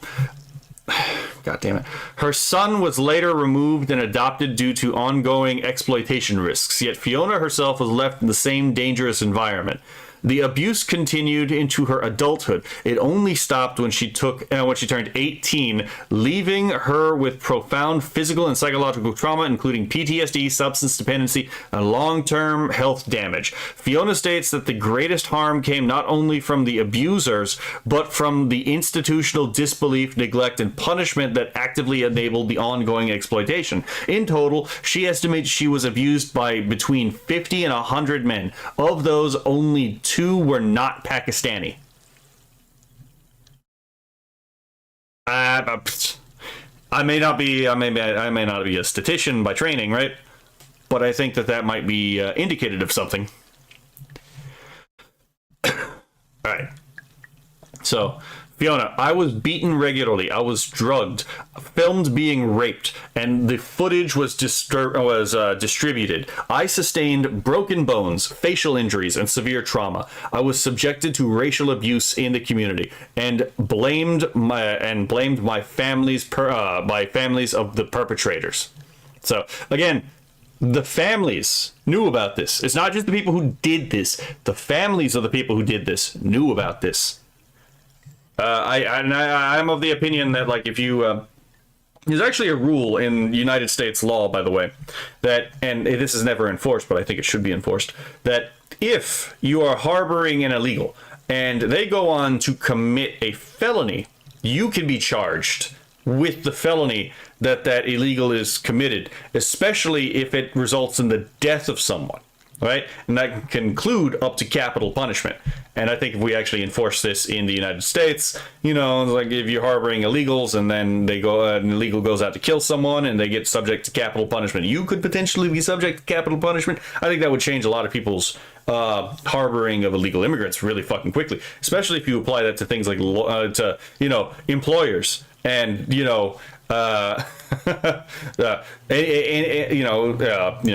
charity workers and all that kind of stuff, right? All these people that think it's okay to just harbor illegals, right?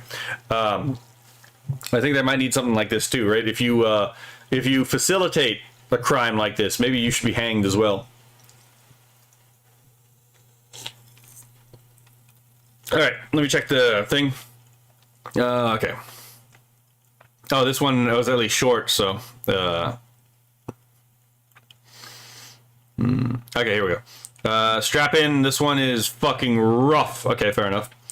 This one is one of the advantages of being so poor. I can't feed myself most days. It's impossible to relapse into drugs since I have no money. To be fair, that is true. Sometimes a lack is actually a blessing. I've had family that, the only reason they weren't in prison is because they had things like, they had crippling health conditions. And so they literally couldn't get involved in some of the stuff that they would have gotten involved if they were healthy. So sometimes it is absolutely a blessing. Let's see, Fushizi says, hey Fiona, it doesn't matter if they didn't care or if they were complicit, they are the same fucking thing. You got graped. So yeah, that's fair. If I speak, yeah. How you holding in there? Yeah, fair. That's a fair question. Ham the Third says, hey dude, here's your present. Damn. Let's see, the cops are guilty if only for knowing and not doing a thing. I don't know. You go somewhere and you tell them have fun, and you know what these people are doing. I think that should be a hangable offense, to be perfectly honest. Let's see. Kashmir is a contested region. Yeah, I thought so. That was one of those things I can't remember, but there's a lot of disputed territories. Fushizi says, "Oh, lovely. So not only was she being trafficked to the third world shithole, it was a third world shithole that's at war." Yep. Oh no. So Kashmir in particular is not at war. It's just disputed territory between India and Pakistan. Pakistan factually controls it, if I remember correctly, but India claims that it's actually rightfully theirs. I could be wrong. It could be backwards, but they're not actually at war with it. Fushizi says, I'm pretty sure Captain Rudy is in the fetal position, rocking back and forth gently. Understandable. I don't know if that's the case. I would assume he's just probably taking a step away from the computer. Because, I mean, this is rough, right? I have the blessing and curse that it's like, I don't get hit the same way by, people describing things like this. Because I've read a lot of, I grew up in the Live Leak days, right?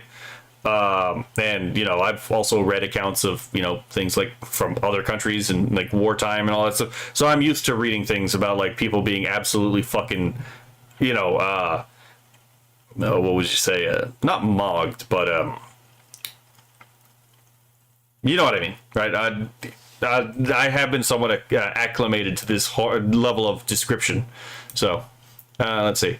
Fushizi says Captain Rudy isn't ready to hear these things. He needs to see slightly less traumatizing stuff, more to prep him. Ham the Third says, sort of like the British doing a puzzle pieces of Israel region after World War II. Before Live Leak, there was Faces of Death. That's true. All right, so this one's 2 pages. Yeah, we'll probably do this one and the next one. Because we're definitely not getting through the whole thing today. Just not fucking happening. I'm not staying up till like 4 o'clock in the morning. But I can also stitch these together into like a long episode. So it's like... okay, let's see. Michelle. Michelle was physically abused in childhood by both her mother and stepfather. Her mother had multiple partners throughout Michelle's childhood, many of whom abused her. Who would have fucking guessed? Some sexually. Who would have fucking guessed? She believes this early experience created an association between abuse and love, leaving her particularly vulnerable. As I say again, who would have guessed? Yeah, again, the amount of times women will sell out their children for like their love interest is it's enlightening. I'll just say that. So From the age of 13, she was groomed by 3 adult Pakistani brothers who supplied her with alcohol, cigarettes, and drugs. So, I mean, they're definitely doing their case of, like, proving that this is a pattern. She was raped while intoxicated, including one occasion when she was taken upstairs while her sister tried to intervene. Because of her upbringing, she thought this was normal, that they were her boyfriends and that they loved her. She would go missing for extended periods and was subjected to repeated daily sexual abuse. The perpetrators would collect her from school, her home, public places, using threats of violence to coerce and control her. Yeah, because one of the things that they'll also do is they'll threaten to kill your family, even if they can't actually pull that off. They'll still threaten to do it, because children are often young and dumb, and it works as a threat. Let's see. No, and sometimes they'll just threaten to kill her. Let's see. At age 14, she was gang raped and beaten by 3 men who had locked her in a house. She was left covered in cuts and bruises, which alerted a friend. The friend told her own mother, who then contacted Michelle's mother. The police were called, but they claimed there was little they could do without more evidence. One of the gang members later forced Michelle to go to the police station with him to retract her statement. That's interesting, right? So he went with her. Like, no. Yeah, he went with her to get that retracted. Yeah, that's fair, Fushi. Let's see. Wait, what was I? Yeah. The police accepted him as her appropriate adult, a role normally reserved for a parent. Close family member, social worker, or trained professional. The investigation was subsequently dropped. Laziness or malice, right? So negligence or what would you say? Not aggravated. Intended. There we go. So like negligent or intended. You be the judge, right? Let's see. One of Michelle's friends who lived in a care home would be collected directly outside by the same gang. Care staff would call the police, but officers reportedly referred to the girls as prostitutes. Again, how old is this girl? 13? So this officer thinks it's normal for a 13-year-old girl to be a prostitute? I am of the opinion that if we had Nuremberg-style trials for this, I have a sneaking suspicion there's going to be a lot of police officers and social workers who would get the rope. I'm just saying, if you had that trial, I think there's a lot of people who would die from just, again, how the aggravated circumstances. If there's a capital punishment for this, a lot of people are getting it. Let's see. Both social services and the police, Michelle says, failed to understand the situation and believe the girls were engaging in the activity by choice. So, the 13-year-old girl is a prostitute by choice. Interesting. What? How many people? How many people? Was this a woman? Does it say what the sex of the officer was, or the social?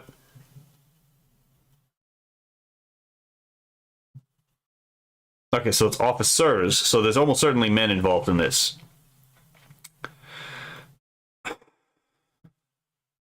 I am reminded, and I can't say that this is them, but I'm reminded again of the fact that there were police who were found to have apparently partaken in the grooming gang stuff themselves.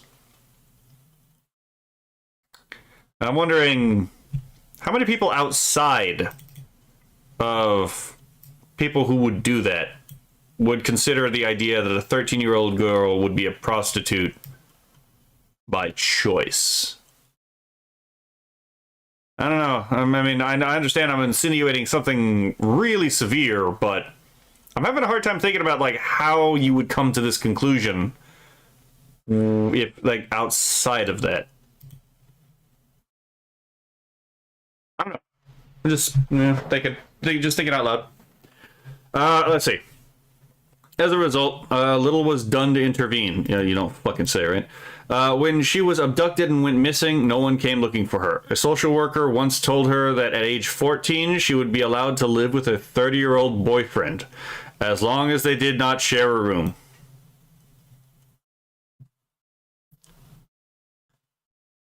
What do boyfriends and girlfriends do when they live in the same house?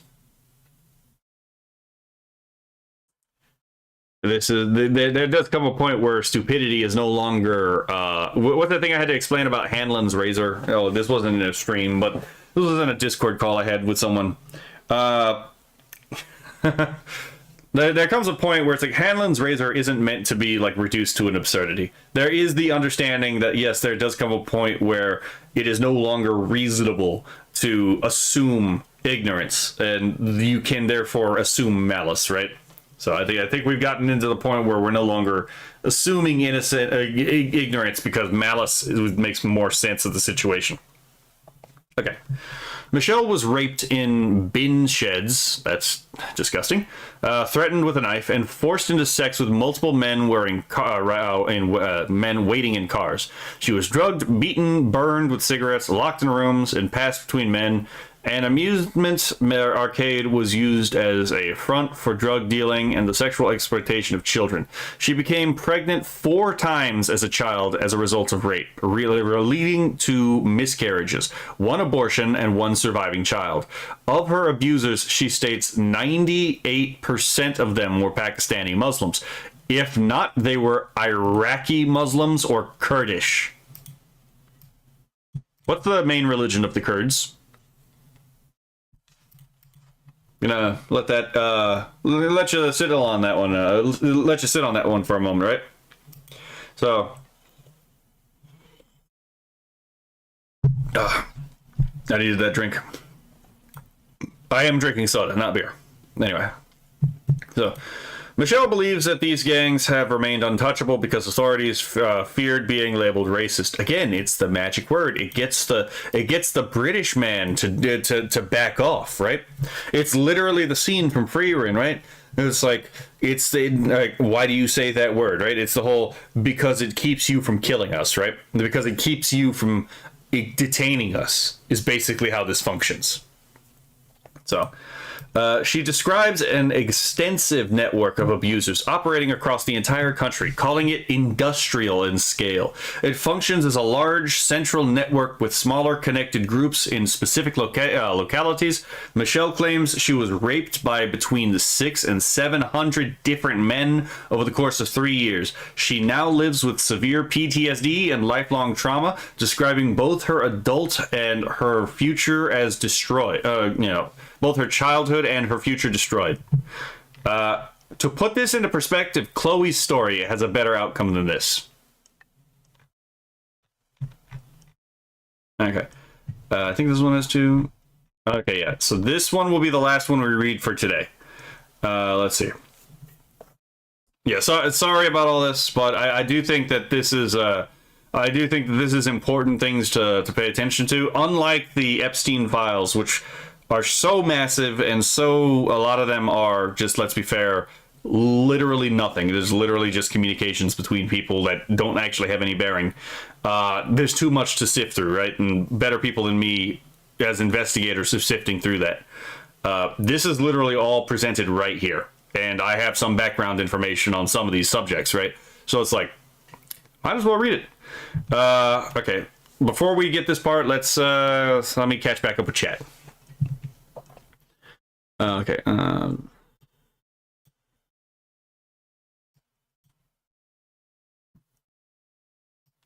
Okay, so I got that part, so I'm right here.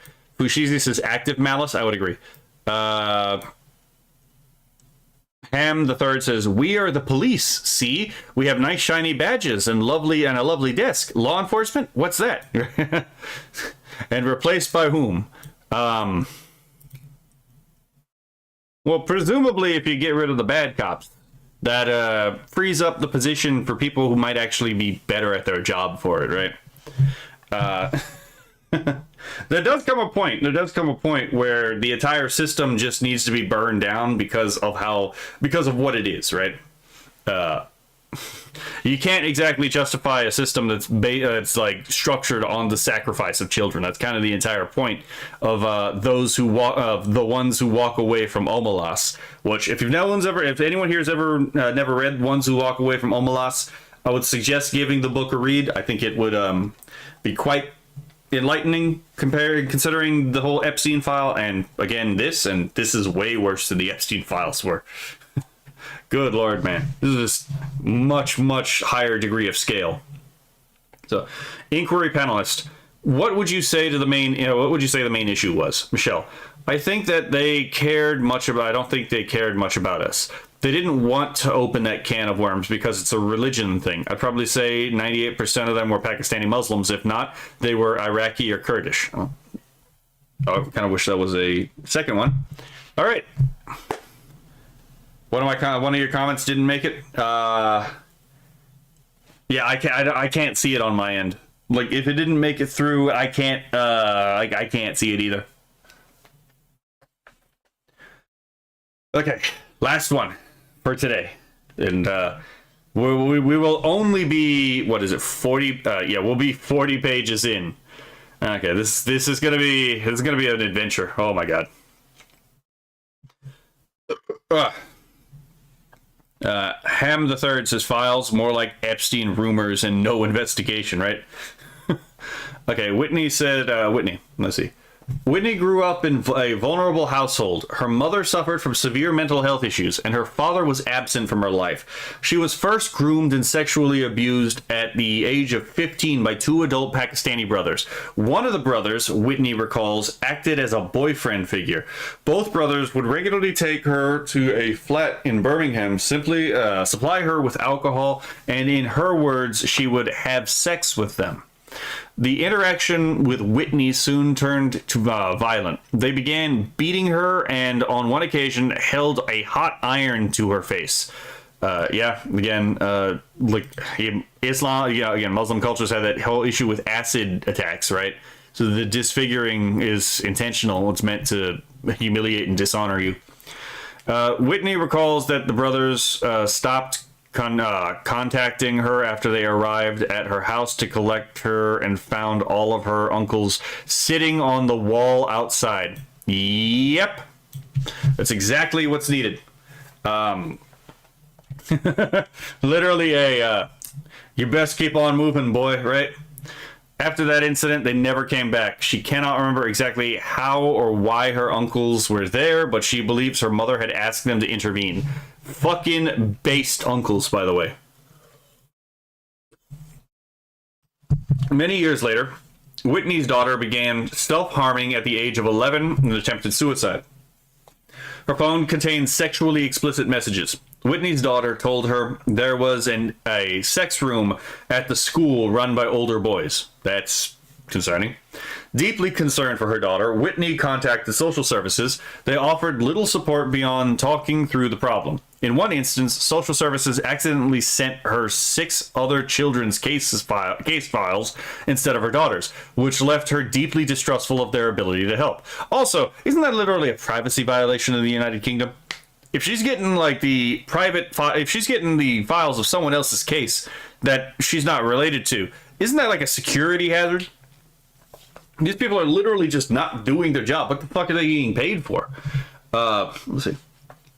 Whitney's daughter was coerced into sending sexual images, which was then circulated across multiple schools, the local community, and eventually the internet. This led to her receiving unwanted attention from adult men of various ethnicities and from multiple countries. From that point on, Whitney's daughter began going missing regularly. These disappearances were directly linked to sexual demands and exploitation by older boys and adult men.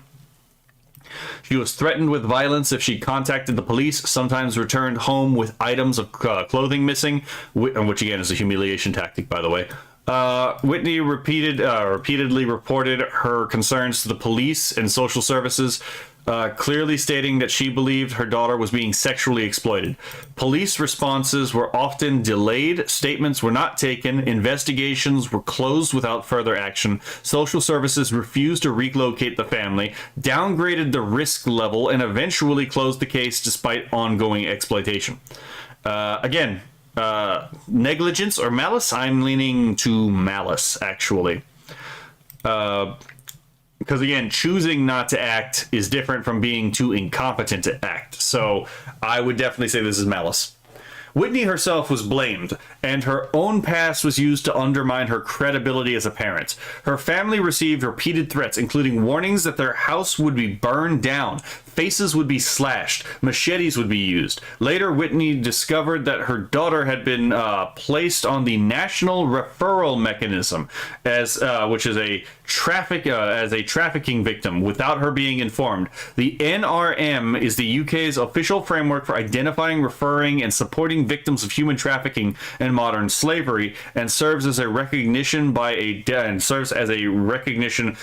designated professional that, as an individual, is a potential victim of human trafficking or modern slavery. So, yeah, interesting.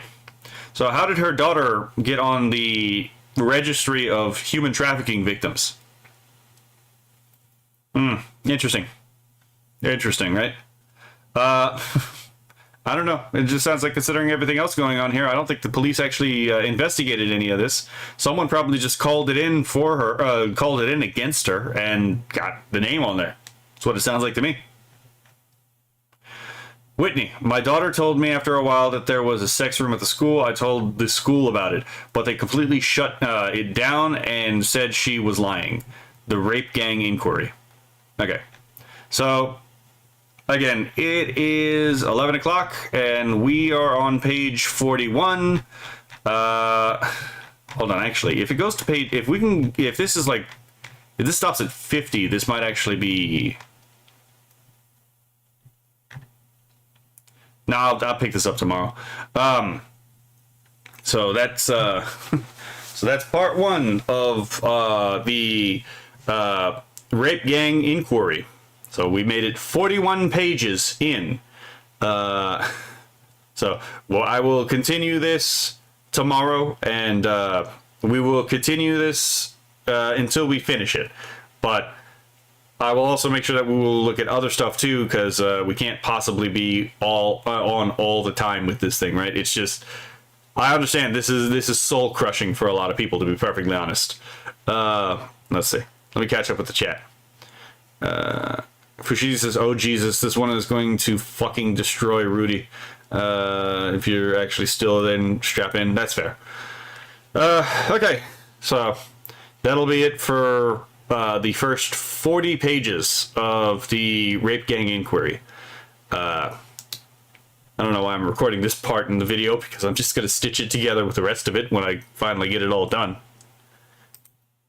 Let's see. Let's find someone to raid, right? I know, again, I know it was a bit of a downer today, right? But we gotta, you know, these things gotta be talked about. You know, it's a kind of an important moment for the United Kingdom, and the United States is getting there, right? We're not there yet, but I can guarantee you a lot more of this is going on than with probably these exact communities than you might be aware of. Because I personally know someone who was actually like taken to a mosque, and then this is a woman, by the way, was taken to a mosque, and they were held in the mosque until they said the Shahada, which is the creed of Islam, right? And only then did they let her out of the mosque. So we get shit like this. We get shit like this in the United States too, even in Texas. Okay, so let's see what we got. Let's see. We got drama with Mama Oko. Let's see who's on. General Gravy's on, and they've only been on for like a little bit under an hour. Okay, let's see. Ooh, the X count. Been on for an hour and 7 minutes. That's totally understandable, Kional. Yeah, and yeah, Philip, yeah, I'm glad we have suffered together, right? Those who suffer together, right? Something, I don't know, right? Initiation rituals and bonding, I guess, right? Oh my god.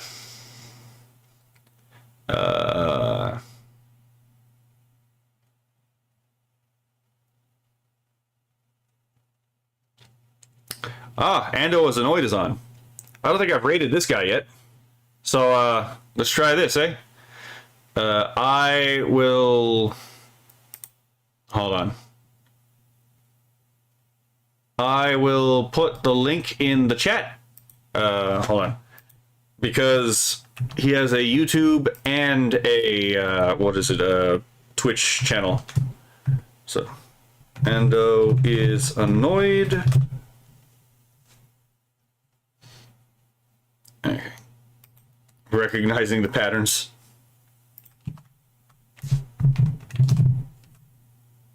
Does he have a kick? I don't know if he has a kick. Let me check.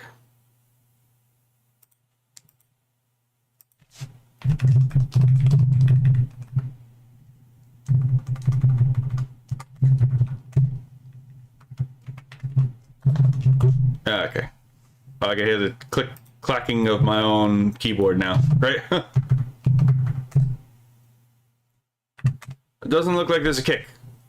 Okay, so that would be it. So here we go. If you're on YouTube and Kick, these are the Twitch and the YouTube links. And I am...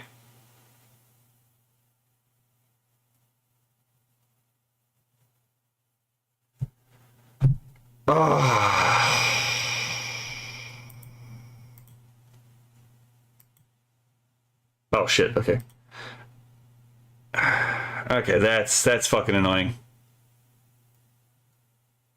Well, it says it didn't send, and then it sends. What the fuck? Okay, and anyway. I'm gonna start the raid. So, hopefully we can have fun in another stream, but it does look like they're doing news reacts. Okay, let's see. I'm gonna hit raid now.